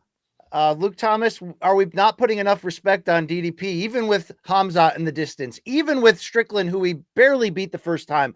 DDP's on a run right now. Could he end this year's champion? I think he could.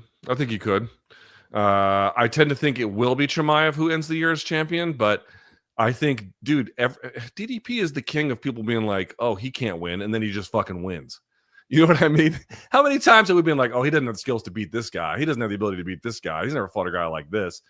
And then every time he just sort of finds a fucking way. It's like winners, I hate this. Oh, there's winners and there's losers, but it's true. There's a certain kind of person in competitive sports who manufactures opportunity by just being relentless. Yeah. And he's one of those guys. And he'd also, well, that's not quite true. I won't say that second part, but I think between the physicality, the durability, and then, Roberto Soldic has something to say about that, but in general, the durability, and in general, the physicality, and, Khamzat is a bull in a china shop, but he makes mistakes too. I think it will either, I'll say this, I think it will either be Khamzat or DDP. I don't think anyone else is really in close contention. Yeah, I think it's going to be Khamzat, and I can't wait to see that fight, but Strickland may take it back from, I don't think Strickland will. But he may, you know what I mean? It's in play that he takes it back. You got Long Island Luke scenario. I think they've got to put Chimaev in the title fight as fast as possible. I'm still shocked he wasn't in this one in Australia. It's not a travel issue. I don't get it, but we'll see. Maybe Abu Dhabi was like, we need him in October. That's what we do. We pay you a lot of money. Give us what we want. We want him to win the title then and there. Maybe. We'll see what happens. Welterweight was so deep that I can't wait from the Buckley's Morales' protest just to all fight each other, Gary, and we'll find out. It's not as deep at middleweight, Luke, but with just the same, I want to see a Fluffy Hernandez, Kyle Barajo. I want to see some of these guys if they're ready to get that second generation close to competing now, because it is time to get those guys ready and find out who's coming on at middleweight.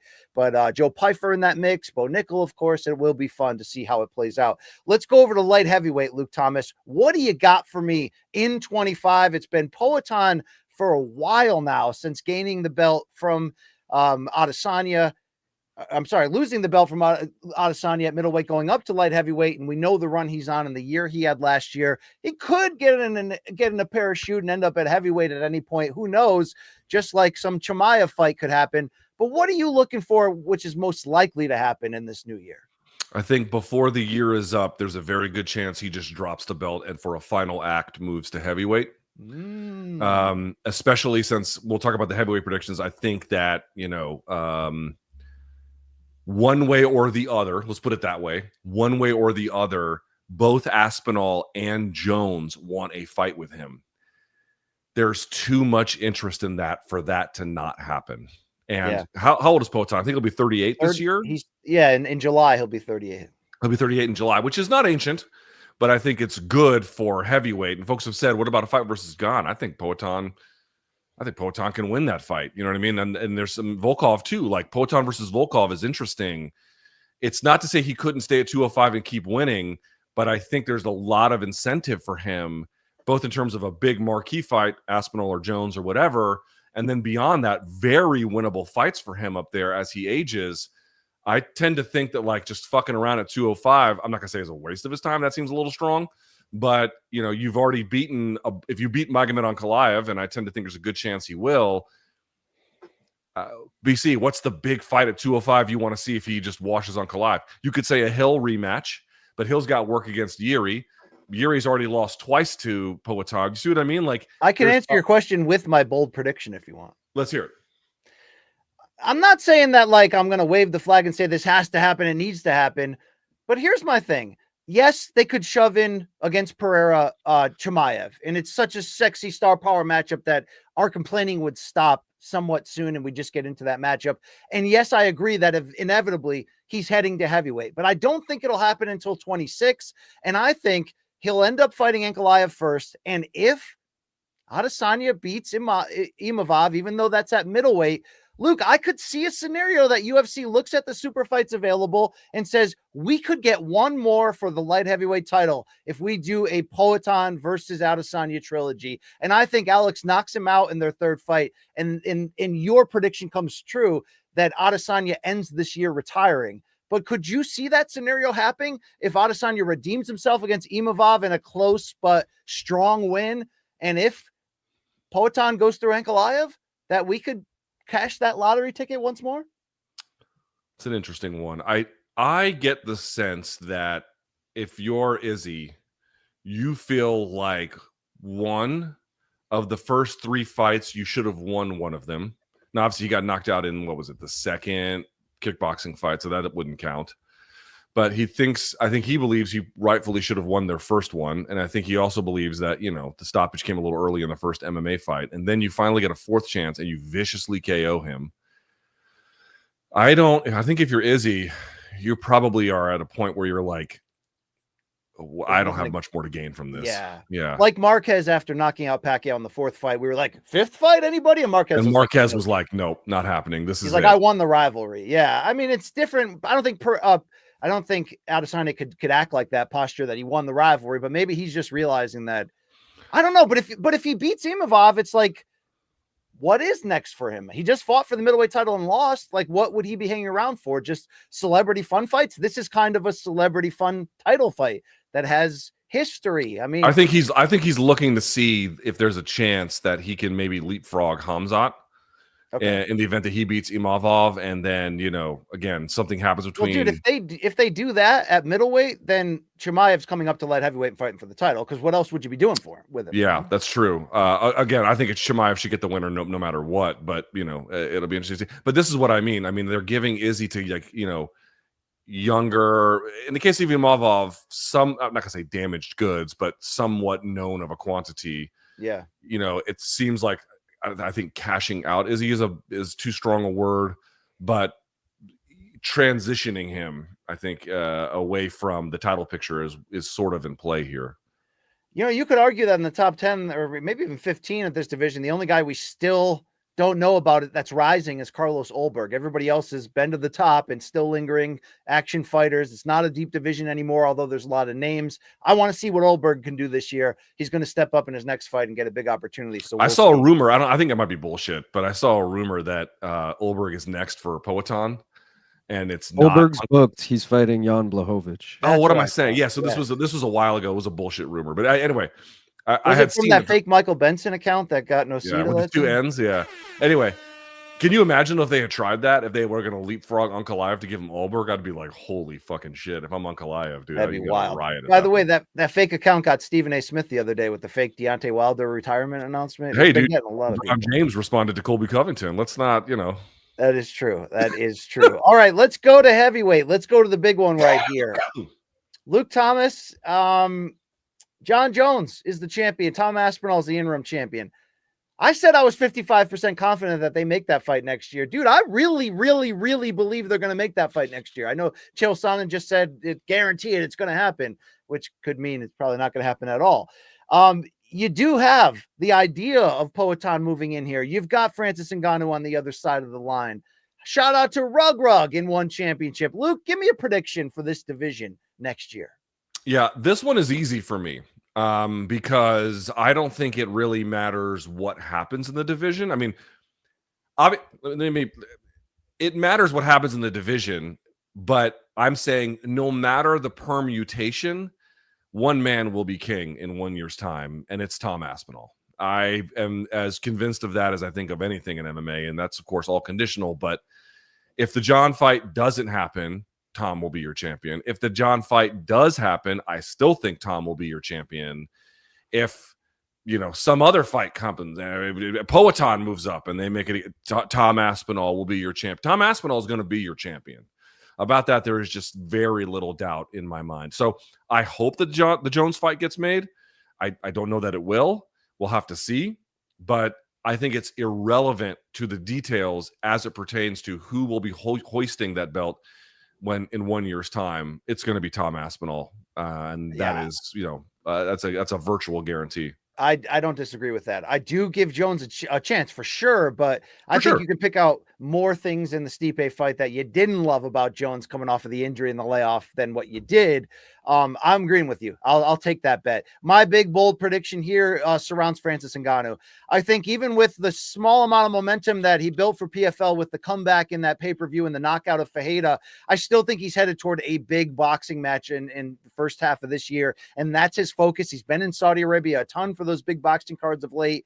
Could it be I don't know what it would be. Deontay Wilder? I mean, that would probably be the most obvious one, unless he can one day catch Fury coming down into a rematch, but that time certainly isn't now. So Luke, when it pertains to MMA, I do think PFL will get one fight out of Francis. They'll put it in a pay-per-view main event, and I think it'll come against Vadim Nemkov, and you'll see Francis kind of do the same thing over again. Get these early-ish knockout. I think it's enough of a name value here, the former Bellator light heavyweight champion, where it's not going to sell gangbusters, but the MMA community will go, okay, we're okay with this. And maybe that's some of the fuel behind Vadim Nemkov going, why am I going to do this Corey Anderson trilogy if I can just preserve myself for that potential cash in against Ngannou? Because don't forget, part of the Ngannou contract is that the PFL opponent gets paid millions, breakthrough money too. So give me Ngannou Nemkov late summer. I'm not sure how much more Ngannou fights for PFL or MMA in general after that, but maybe I'm wrong. We'll see. I don't know what the future holds for Francis. I think as long as he has boxing fights that he can take, MMA is just going to be a back burner for him. PFL needs him, but at the same time, they don't really know what to do with him or what they can do with him. So it's hard to say, but I think as long as boxing is viable for him, that will occupy his time, and it'll be as simple as that. All right, Nocita, quickly, do we get Jones Aspinall this year? Yeah, that was my bold prediction. We get the fight finally. Maybe November, MSG, maybe International Fight Week. I don't know. Yeah, I don't think it'll be soon. I think they're going to pick a destination and really make it a thing and finally go for it. And I support it. I hope not MSG. Let me ask a question to you, BC. And again, this is just a thing that could happen with any fight, but let's just imagine. Let's say they book it for International Fight Week and then Jones gets injured. They're going to rebook that fight, right? You could see them rushing in Poatan, right? It's doing. No, Gon. Gon is coming off of a win. Could they just run in Gon as the opponent? I know it's not a win. We thought he got against Volkov. Yeah, I thought Volkov won that, but yeah. Yeah, I don't know. It's going to create an interesting possibility because John's getting older. You know, he never used to get injured like that. Now he got injured. You know, so. All right, let's see it. Let's go to the women's side, Luke. Strawweight 115. You know, it used to be the deepest division in town. It is really going through a transition that hasn't been overly fun or rewarding. So, Luke Thomas, we are getting Tatiana Suarez finally healthy enough. Weili Zhang, we're going to see that in early 25. What is your prediction for this year? My prediction is that Tatiana Suarez is going to win the title, but won't be able to defend it. And let me explain what I mean by that. I think against head-to-head against Zhang Weili, she's got enough skills to get the job done. In fact, I think at her peak, she is, I'll say this, to an extent, what women's MMA has been missing a little bit. You get a little bit in a different way from Dakota Ditcheva, but you know, somebody who has that wrestling prowess, hard nose, in your face, grinding kind of thing. You've seen glimpses of it more recently, but not even the full thing that she had before she really had to take a long hiatus pre-pandemic. I think she's still got enough in the tank to win that fight, but I feel like between all the injuries she's still suffering, between all of the difficulties of just, you know, being the best she can be, she won't really be able to hold on to the title, whether she has an injury issue and gets stripped, whether she, you know, just doesn't have it for one particular night because her preparation has been affected, something. I feel like, you know, at her peak, she's, you know, a dynamite fighter. But for someone who's had so many issues, how often can they maintain their peak? It seems like for her, it's very, very difficult, which is why they're like, oh, Lemos fight and whatever other fight they picked for her. And they're like, you know what? Fuck it. Let's just give her a title shot. Because it's the UFC kind of realizing it's basically now or never. Yeah. I think if you're in that position, BC, you're obviously very good. And I hope for the best for her, to be clear. But I think we also have to be realistic that, you know, someone with that kind of condition can't just reign over a division very simply. I suspect it'll be, you know, maybe a 2, but probably a 1 and done for her. I don't want to affirm that. I don't want to put stock in that. I almost made that something similar to that my pick. You know, that she doesn't even get to the fight, but then it's like I don't want to breathe that out into the, you know, ethos. Luke, She'll get there. She'll get there, and she could win that, and that's a great fight, and I'm happy for that for the division. But this division needs some players to happen and climb up that ladder soon for the future. I mean, who do we only really have as a viable contender that hasn't fought for it yet? Jandiroba. It's they're in a tough spot. You know who they need?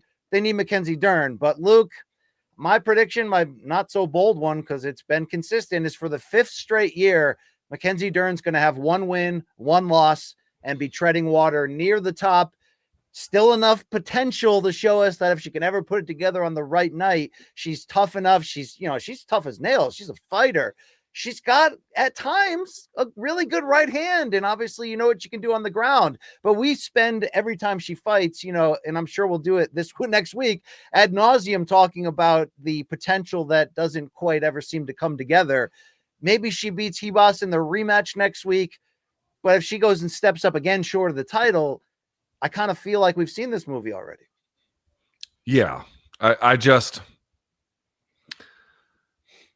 don't want to say I've lost confidence, BC, because again, I think that she can find a peak for just the right moment.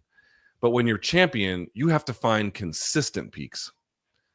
And I think that has proven to be, you know, and I hate to say it because obviously she had the cancer thing early in her athletic life, and like, you know, she had the torn ACL or whatever it was, the knee injury, I believe. You know, these are things you would never wish on somebody, of course. But once they have begun to accumulate as much as they have, BC, it's not like you can just look the other way.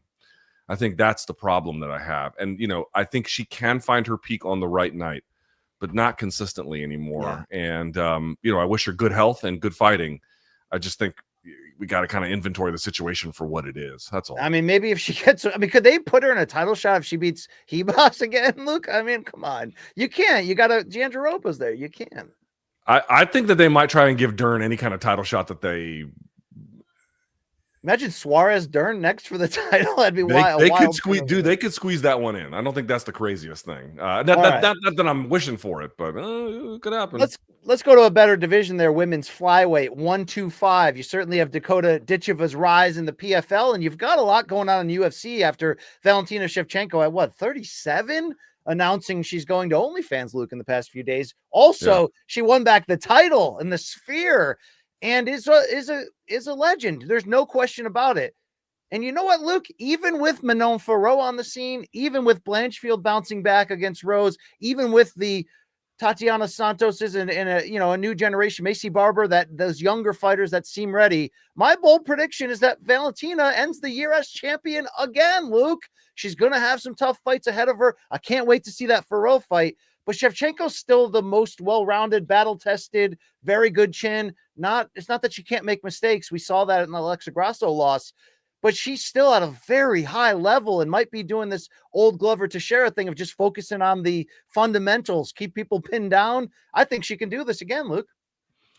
So then let me counter that with my bold prediction for this weight class, which is I don't know who's going to be the champion at the end of this year, except to say it will not be Valentina Shevchenko. I think whether it's Manon Fiorot, whether it's Natalia Silva, whether it's Erin Blanchfield, whether it's maybe even Macy Barber, depending on how things go, somebody's going to take that title from her. I do admit that she did something really special in fighting Grasso 3 times, kind of getting screwed the second one and then leaving no doubt in the third one, and pretty incredible. But as we mentioned before, I think Grasso really regressed. I cannot believe how much worse she got in terms of her wrestling defense over time. And I don't think she's going to get Shevchenko the same kind of luxuries with these other hungry up-and-coming contenders. I don't know which one will be the one. Maybe Fiorot seems like your likeliest contender, but Shevchenko will not be the champion when we talk. Not at 125 anyway. Will not be the champion. I don't know. What if Val takes Fiorot down and kind of mucks the fight up? Fiorot's got good-ass takedown defense, bro. I know. She's a physical specialist. She's a great athlete. She's strong, but it's going to be an interesting test for Val, and I'm looking forward to it. Do you have more confidence in Barber or anyone else, Luke, in terms of crashing the party, or you're not really interested? Hold on. I want to see these. I mean, Manon Fiorot's takedown defense is 93%. I mean, it's fucking good, dude. That ain't Grasso. You know what I mean? This is a much tougher fucking fight. And there's just, and she's beaten Tabitha Ricci, Myra Bueno Silva, Jennifer Maya, Caitlin Chukagian, who has a new name through marriage. Shermanera, Luke. Yeah. Rose Namajunas and now Erin Blanchfield. Bro, Valentina Shevchenko ain't beating her. I hate to tell you that. Interesting take there right now. Fiorot's great, man. We'll see. Finally, Luke, let's go to women's bantamweight. I will not have you make any predictions for women's featherweight because it's not a thing. Bantamweight is barely a thing. But the thing we're going to get finally is Juliana Pena, the new champion for the second time against Kayla Harrison. Hopefully we'll see that the first half of this year. And then you got Amanda Nunes lingering. So my prediction is similar to what Long Island Luke said earlier about middleweight. I think there could be a scenario where 3 different women hold this title in 25. Could you imagine Kayla Harrison defeating Pena? Of course you could. Can you imagine Nunes coming back and in a big fight defeating Harrison? I could. I could also see, if some permutation is a Pena-Nunes rematch for the title, if it has to be due to weight cut issues or what have you. Again, I'm not trying to put that out in the ethos. I want Kayla Harrison to be healthy and be able to make it here. But, Luke, I think this title, even with Kayla's arrival, is very much up for grabs. And I think if Amanda comes back, it'll inject some much-needed storyline and interest. Not a ton of it, but, man, this division's hanging on for dear life right now. Yeah, I think they're going to offer – so my prediction, to coincide with this, is that Kayla Harrison's going to become champion. And then the UFC has a really tough choice to make, because if Harrison becomes champ, I guess you could do like you could do another fight with Pena if that's a thing that they want to do. But I have a feeling they're going to try and goad Amanda Nunes out of retirement and try and pay her a bunch of money to come back and fight. And I think that is a really, really interesting and cool fight that they could do. But short of that, I don't really know what. So my prediction, BC, is Harrison's going to be the champ this year. I'm not saying she'll finish the year as champion because I don't have a strong sense about that, but I do feel pretty cleanly that she's going to beat Pena. It's after that where it gets a little bit hard to decipher. Yeah, it gets a little dicey after that. Long Island Luke, you got anything to say about the women's divisions here, about the future? Yeah, my prediction is Holly Holm will headline a UFC event in 2025. At age 43, we'll see. For women's bantamweight, because it wouldn't be a UFC year if Holly Holm didn't headline like an Apex card or something. So it's a fair point. I don't think that's a bad prediction. I think that's probably a pretty good one. Yeah, I might have to agree with that. All right, let's go to MMA storylines. We each have 3 for the new year coming up. Luke, you go first. Number one, give me an MMA in general, any division, any conference, any promotion. Excuse me. What do you got for me? I think that the PFL storyline that I'm following is I don't think that operations are going to cease in 2025. I think after that, though, it really becomes a very interesting question, in part because, one, we're going to get a clear answer about where UFC is going to be headed by the end of the year, I believe, right? We'll know at some point, like, what the future holds for them. Are they going to stay on ESPN to a degree? Are they going to move to Netflix? What's going to happen? And that will obviously, tell us what ESPN's relationship to PFL will be. But more to the point, centrally, I know Don Davis came out with this really defiant thing about like we're going to have more events than ever and servicing more fighters. But it's like there's a lot of discontent among fighters, particularly with the Bellators, like series fighters. But more than that, they just don't know what their product is. They're clearly trying to get more money for it. And I think that this is going to be basically a make or break year, is really the kind of thing I'm saying. They'll finish all of the fights. I don't think it's going to they're not going to make it to the finish line this time next year. I think that they will. But they don't know what their product is. Is your product a tournament? Is your product a regional, servicer? Is your product pay-per-view? Is your where is your fan base? They can't answer any of these basic questions in any kind of coherent way. If they don't solve that this year, and I have a feeling that they're going to make a lot of bad choices, that will be their undoing by 2026, or at least that will set in motion by 2026, their undoing. I think this is only about another year or so where they can kind of maintain what is essentially status quo, without that really becoming without the screws coming apart. I called last year make or break for them. I really thought with the return to ESPN, with Francis, Jake, Amanda Serrano, like all these names that you could throw out and gimmick fights with the Bellator roster coming in, that they were just going to pool all their strengths together and absolutely bring it. They didn't. They still have an even bigger now make or break, as you said. So look, I'll share my third point, my third storyline now, because it identifies with this. You're talking about, will they still be alive after 25? Yeah, this year's going to dictate that. My storyline is, can they get out of their own way enough to change public perception? Can they get the media to buy in and almost cheer for them based on the changes or decisions that they make? Now, Luke, I hear that they're not going to really make changes. They're going to keep the regular season playoff format, and that the focus for them is on PFL Champion Series, that, you can take the best from the PFL, the best from Bellator, the best from PFL Europe, MENA, and all that. And that's their goal of bringing them together at the end. That doesn't bode well for their future. I mean, if you told me Ngannou's going to fight 3 times on pay-per-view, could that bode well for their future? Well, it would help.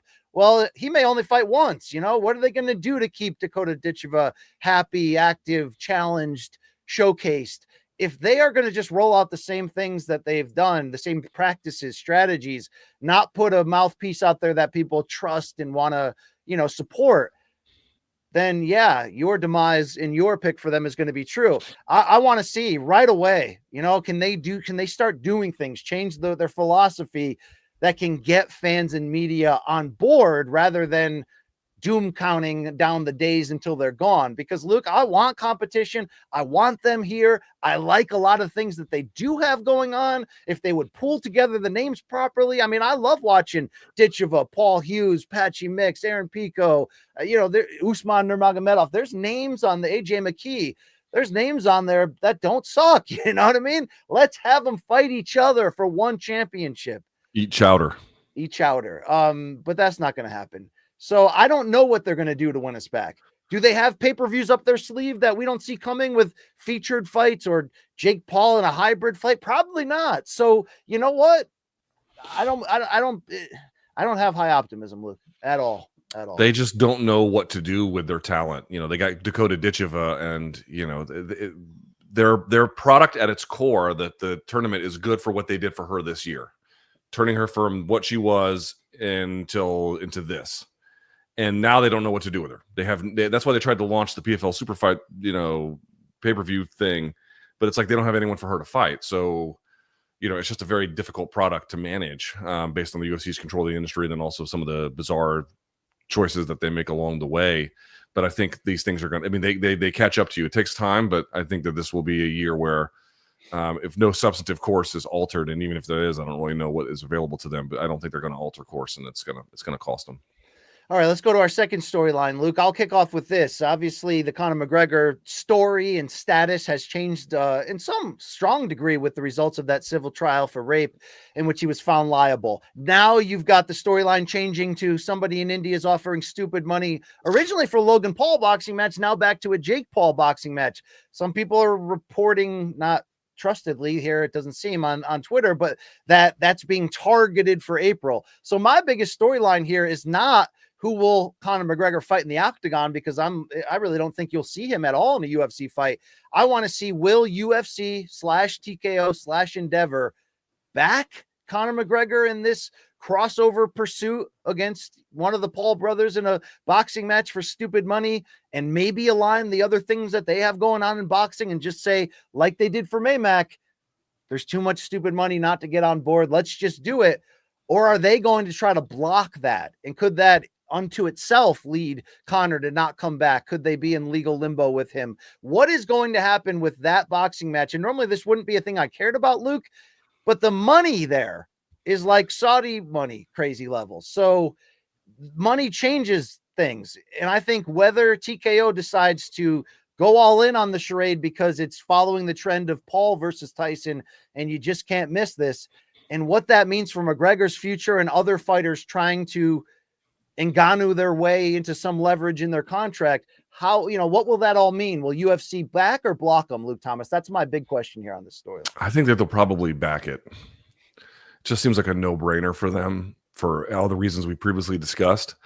I don't know if they'll reach the finish line. Who knows about, what difficulties exist in trying to make a fight like this happen. But I tend to think if they can make this fight, BC, they will. That's my view. If it can be made, they'll do it. Simple as that.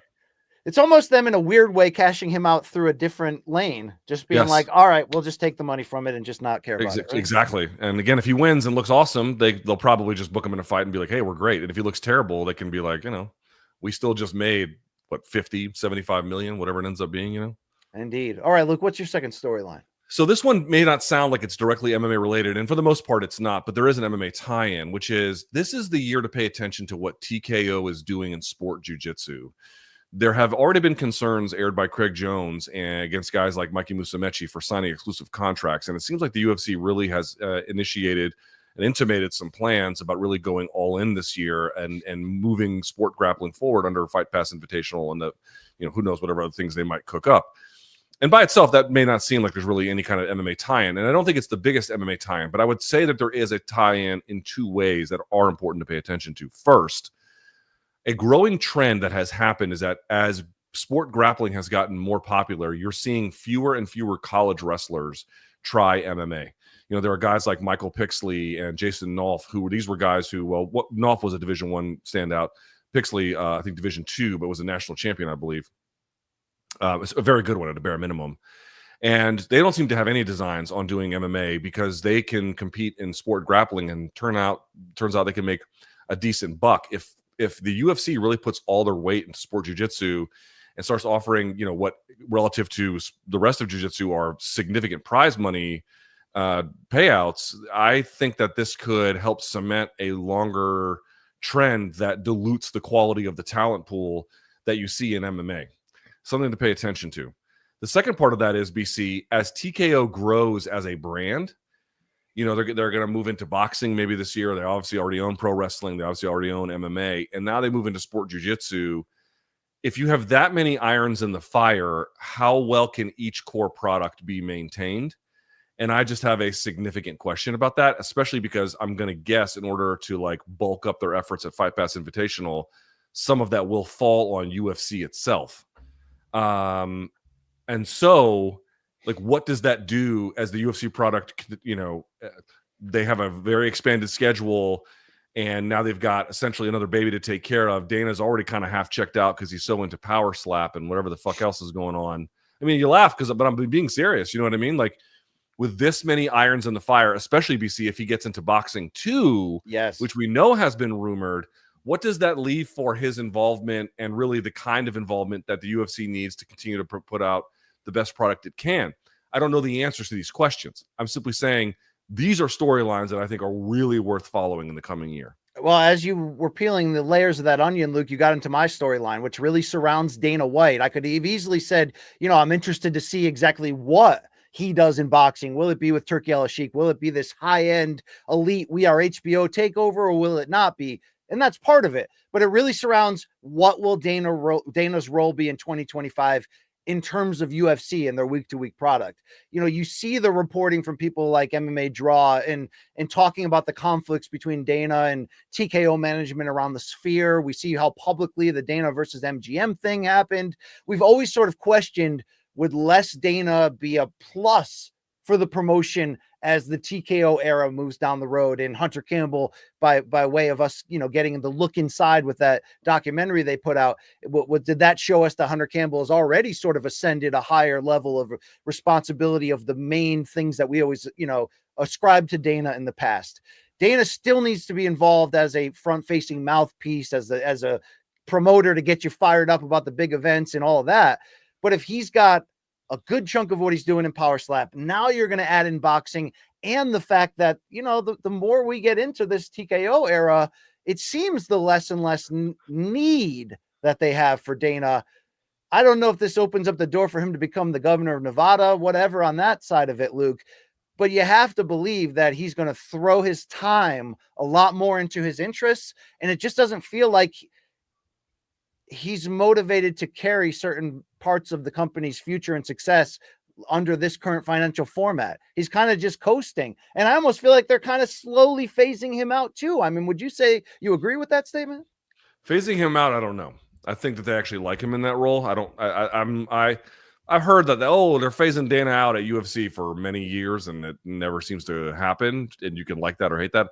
I am less confident about that. I just feel like, he won't have a hand in pro wrestling. Okay, fine, whatever. But if he's going to have a hand in boxing and, again, I don't know what role he'll have in sport jiu-jitsu, but I would imagine that there would be some overlap with UFC staff there. What the fuck? And he's doing Power Slap too. What does that leave for MMA when he seems already kind of halfway checked out certain times about MMA? I don't know the answers to these questions, but it just seems like it'd be foolish to not even consider them. No doubt about it, Luke. Did you hit us with your we nailed up MMA, right? Or did you I have one more very quickly. I mean, we kind of talked about it already. Here's one thing I want to note. BC, let me ask you a question. Did you watch any of the NFL games on Netflix on Christmas? I did not. I have no idea what happened. Long Island Luke, did you watch any of the NFL games on Christmas on Netflix? I'm an NBA guy. I was watching NBA on Christmas. You're an NBA. Who's your team? The Knicks, baby. They just beat the fuck out of the Wizards, I think, a couple times. I saw that the Celtics have a better record in DC than the Wizards do. No doubt. No doubt. Okay, that's not the point. BC, here's the point. I watched them. I watched the games. Here's what I'll say. First of all, there were no streaming problems at all. And it was crisp quality. And it went off basically like any other NFL game you've ever seen. It was a different graphics package or whatever, but it was a lot of familiar voices. The set looked, not too dissimilar from any other set. In other words, it seemed like they could do this no problem. But something kind of interesting happened along the way, which is it was really boring. Not just the games themselves, but the way in which Netflix presented it. And I cannot remember the author who I read about this because he read my mind when he wrote. I forget where I read this. I'll have to try and find it.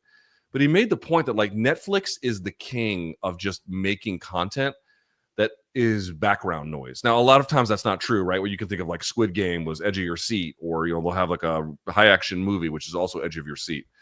But apparently, all the stuff that they're in charge of making, they realize that Netflix is partly just noise in the background, and they actually cater the writing on some of their movies so that actors say words that folks who are halfway paying attention can follow the plot by virtue of what is happening there. And there's a certain kind of Netflix aesthetic.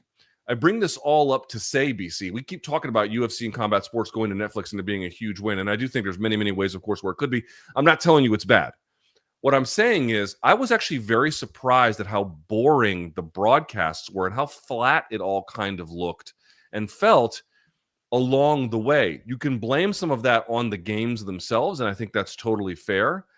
But I kind of wonder if Netflix, while having a big audience, is best suited to treat the product the way that it's supposed to be treated, when what they're really consumed with are metrics like watch time and, just kind of keeping you there, not necessarily keeping you fully engaged, and what that might do to the UFC product if they end up signing with them. I know UFC controls their own production, but it still will have, I don't know, something to think about. Yeah, I mean, we'll see. I mean, Raw on Netflix is starting, in 3 days, which is a big deal. That we'll see what Netflix's combat future is for sure. Hey, let's close strongly here with our boxing storylines to follow. Luke, my number one, it's an obvious, right? It's really, what are we going to say a year from now at this time about the Turkey Experience Riyadh season? More than 1 year into this, but this is the year where it matters, right? I don't know if you saw the launch of that Ring Magazine gala that they did. There's going to be a big awards show in a couple of weeks. Looking back on the year that was, it's going to be a red carpet Oscars type event. Whether that means much to people or not, Turkey is trying to organize and class up this sport. We're seeing deep pay-per-view cards for less money. We're seeing dream matchups being made possible. So I just really want to know 1 year from now, are we going to be like, you know what? I had my doubts. I didn't love the sports washing. I didn't love this or that, but I loved how I was entertained. I'm very interested to find out. No one has attempted this at this scale, what Turkey's doing.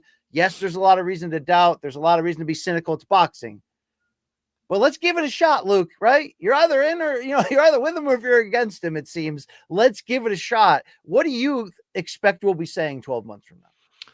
I think so. For my first one in boxing, it kind of dovetails with this, which is, again, I'm asking a question. What is going to be the reaction if big fights in the UK and the US continue to not, or, fights that would otherwise have gone in the UK and the US continue to not go in the UK and the US, and they go in Saudi Arabia or, wherever Turkey decides to put them? It's like, on the one hand, no one is upset the fact that Bivol and Beterbiev fought. Like, holy shit, we're great. Usyk Fury twice. Like, this was a great year in that sense.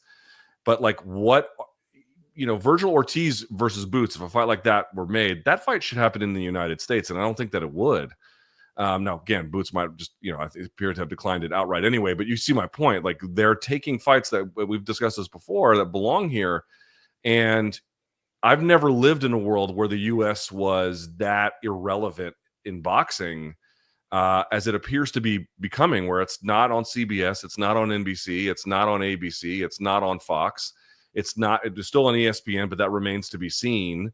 The Netflix thing, I don't know if they're really going to get into it or not, but it's like, you're not even on a major American broadcaster anymore. You're on DAZN, which I'm going to guess in the United States has less than 1 million subscribers. Dude, this seems bad. I don't know, but I don't know how I feel about this. There's a price to be paid for the awareness of the sport moving forward if all those big pay-per-views go to Riyadh and you're not seeing the old school boots on the ground way of promoting in the traditional American sense through the channels and the platforms we're talking about. Yeah, I've got concerns for that too. There's no question. I really hope, and Turkey seems to be saying that he's going to do Ring Magazine series cards in the US that are going to be funded by him privately, not from the Saudi fund. Maybe that's a sort of counter to the fears that we have of all those big, which again, how much involvement do you want from Turkey? It's a debate, but I think that would certainly be better for the UK and the US. Yeah. Good questions to be asked. My number 2 is an extension of this, Luke, and it's what's PBC's fighting future this year. It seems like Top Rank is already halfway all the way in on Riyadh, meaning their big fighters are already fighting on there. Bob Arum is going to Saudi all the time and rubbing elbows. Obviously, we have to see what happens to the TV deal for Top Rank, which is on ESPN through the summer. Rumors they could go to DAZN. Rumors there could be a lot of directions. But what about PBC, which still has its series with Amazon and the pay-per-views largely that they put out, has a great pay-per-view, a loaded one coming up February 1st with Benavidez and Morrell at the top of it. Got a pretty damn good one with Tank Davis if it goes off coming up after that. Nothing else on the schedule. But Luke, if Turkey's going to have the control that we think he will this year, unless you got a couple big name promoters teaming up, I don't know if PBC can survive on its own. Now, you're already seeing David Benavidez telling the media that if he wins against Morrell, he wants the winner of Bivol Beterbiev, and he's already talking to both Turkey and Al Heyman, and everything's fine. We've seen some PBC fighters make the jump. Can they survive on their own outside of Riyadh season, or are they going to join the family too? That's what I want to focus on, because even though PBC is not what it once was, you're still talking about some of the biggest names in the game and clearly some of the most marketable, from Tank to Canelo to Benavidez. So a lot to look for closely for PBC, which has had a tough adjustment year coming off the end of Showtime. But you can't really doubt Al Heyman until it all falls apart. He's going to find a way. In theory, Luke. In theory, right? Al Heyman always finds a way. I want to see the next few months what that way is.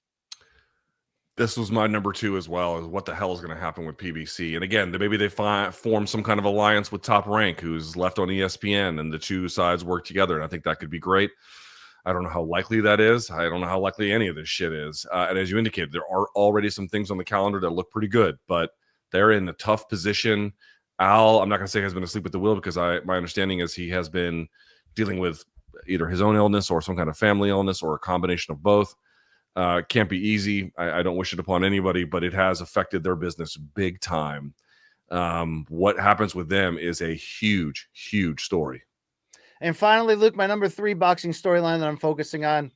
Love him or hate him, Luke, Ryan Garcia moves the needle in a way that very few boxers, especially in North America, can do. And not even when they're fighting, right? Can just make his life a reality series that we all inevitably subscribe to through social media, whether we're cringing, whether we're cheering, whatever. The good news, though, Ryan Garcia is back in April. And I say good news because his recent history is to go out of his way to make the biggest fights possible. Tank Davis, Devin Haney. He's only talking about doing exactly that when he does come back. I don't know. I hope that he's going to still go through with that kickboxing crossover boxing fight with Ampo in Japan.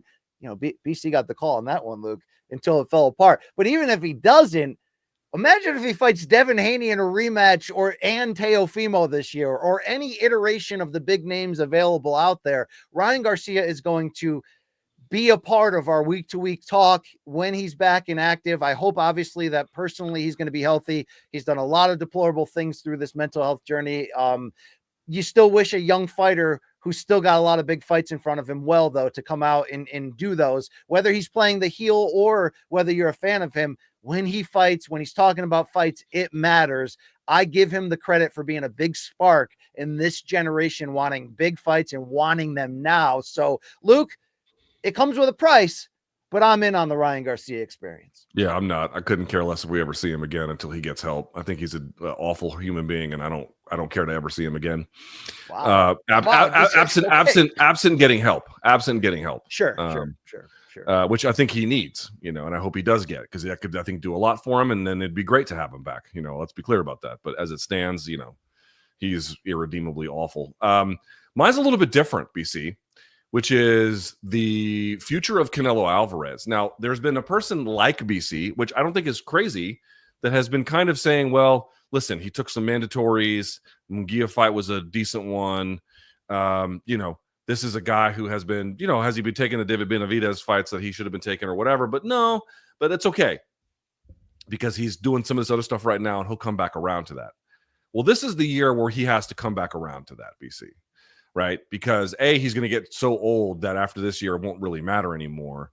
And more to the point, he has been facing consistent ducking accusations. I think if he fought Benavidez this year, especially after the Morrell fight, assuming Benavidez wins, that could do, this would immediately shut up people who are concerned that he is ducking. On the other hand, BC, let me ask you, if he goes another year fighting, Chris Eubank or some mandatories or whatever, and doesn't actually fight anybody that we are asking him to, that he should be fighting in terms of the fights that make the most sense and against the toughest challenges, what reaction will you have? Yeah, it'll change the way we talk about him. It'll change the way we think about him. No question. The pressure's on him, Luke. That's why I think he's got to take the Crawford fight in May. That is being rumored out there, that Turkey's publicly saying, look, I want to make it. Somebody get me Canelo's number. I hope and that might not even be a Turkey fight. That might, if Crawford crosses the line and comes back to PB, that could be a huge PBC opportunity. Yeah. Whoever's paying for it, whoever's involved, we want to see it. What if Canelo fights Crawford and then looks to fight the winner of the winners of Benavidez Morrell versus the winner of Bivol Better BF2? Then he's right back in where we want him and need him to be. He's right back in. he used his own leverage. He used it. I mean, it comes with the territory when you're close to being the pound for pound king and you're the number one draw in the sport. But yes, I agree with you. That's a good storyline. The pressure's on him to remind us what he's all about. He has aged well, even though obviously he's slowing down in his mid-30s. He has aged very well. He's in tremendous shape. What are you going to do, Canelo? It's up to you, bro. We're going to cheer for you if you do the right thing, Luke. I mean, look, all in all, I've really enjoyed the Canelo experience. I really don't like this season where we're like, yeah, it's a duck. Call it what it is. It's a duck. Yeah, it sucks. I don't even want to have to talk about it, but it's like, Yeah. what the fuck is he doing and where are we headed with all of this? And so let's see what the year brings. We have some time. He's got some time. But if we're here in a year and he hasn't fought any of these guys that we're asking him to fight, then we're just like, well, I think at that point, the accusation sticks. And I do hope Tank figures everything out, from whether he wants to keep fighting or not, whether he's in line business with the people he always was or what he's doing. Like, I don't know what he's doing, but I hope he figures it out. I want to see just the same. Is Canelo and Tank going to end up partnering with Turkey? We'll see, but a lot to think about the new year to come. Next week, though, fights are back in that January 11th fight night card from the UFC with Dern and Hebos. Good to see. We've got Jaio Pataya back next week on DAZN as well. So, Luke, I'm happy to see fight season is starting to heat back up. UFC 311 to come. Morel Benavides February 1st. I'm ready. Let's go. Let's go. We're just a couple weeks away from the real meat of the calendar starting to kick off. So let's do it. There it is. Long Island Luke, thank you for your service today, sir. Okay, we wish you well. Are you going to do a live bong rip on the main card minute at all this weekend for fun? No, not this weekend because the fights are next weekend. So yeah, I will. Also, I put out a betting recap for 2024 if anyone wants to go check it out. Main card minute. Thank you very much. That ish out. Thank you so much. Luke Thomas, anything else to say to the people? I have to shit so bad. All right. Hey, with that, we've been happy to be in your face hole for the last couple hours. Thank you, guys. I'm looking at you. You're the donk of the year. Thank you so much. We're going to bring it this year. Okay. Still bringing it. All right. For Big Justice and AJ and Cousin Angelo, I'm BC. That's LT and Long Island Luke. We're out of here. Take care of yourselves. Thank you very much. Yes.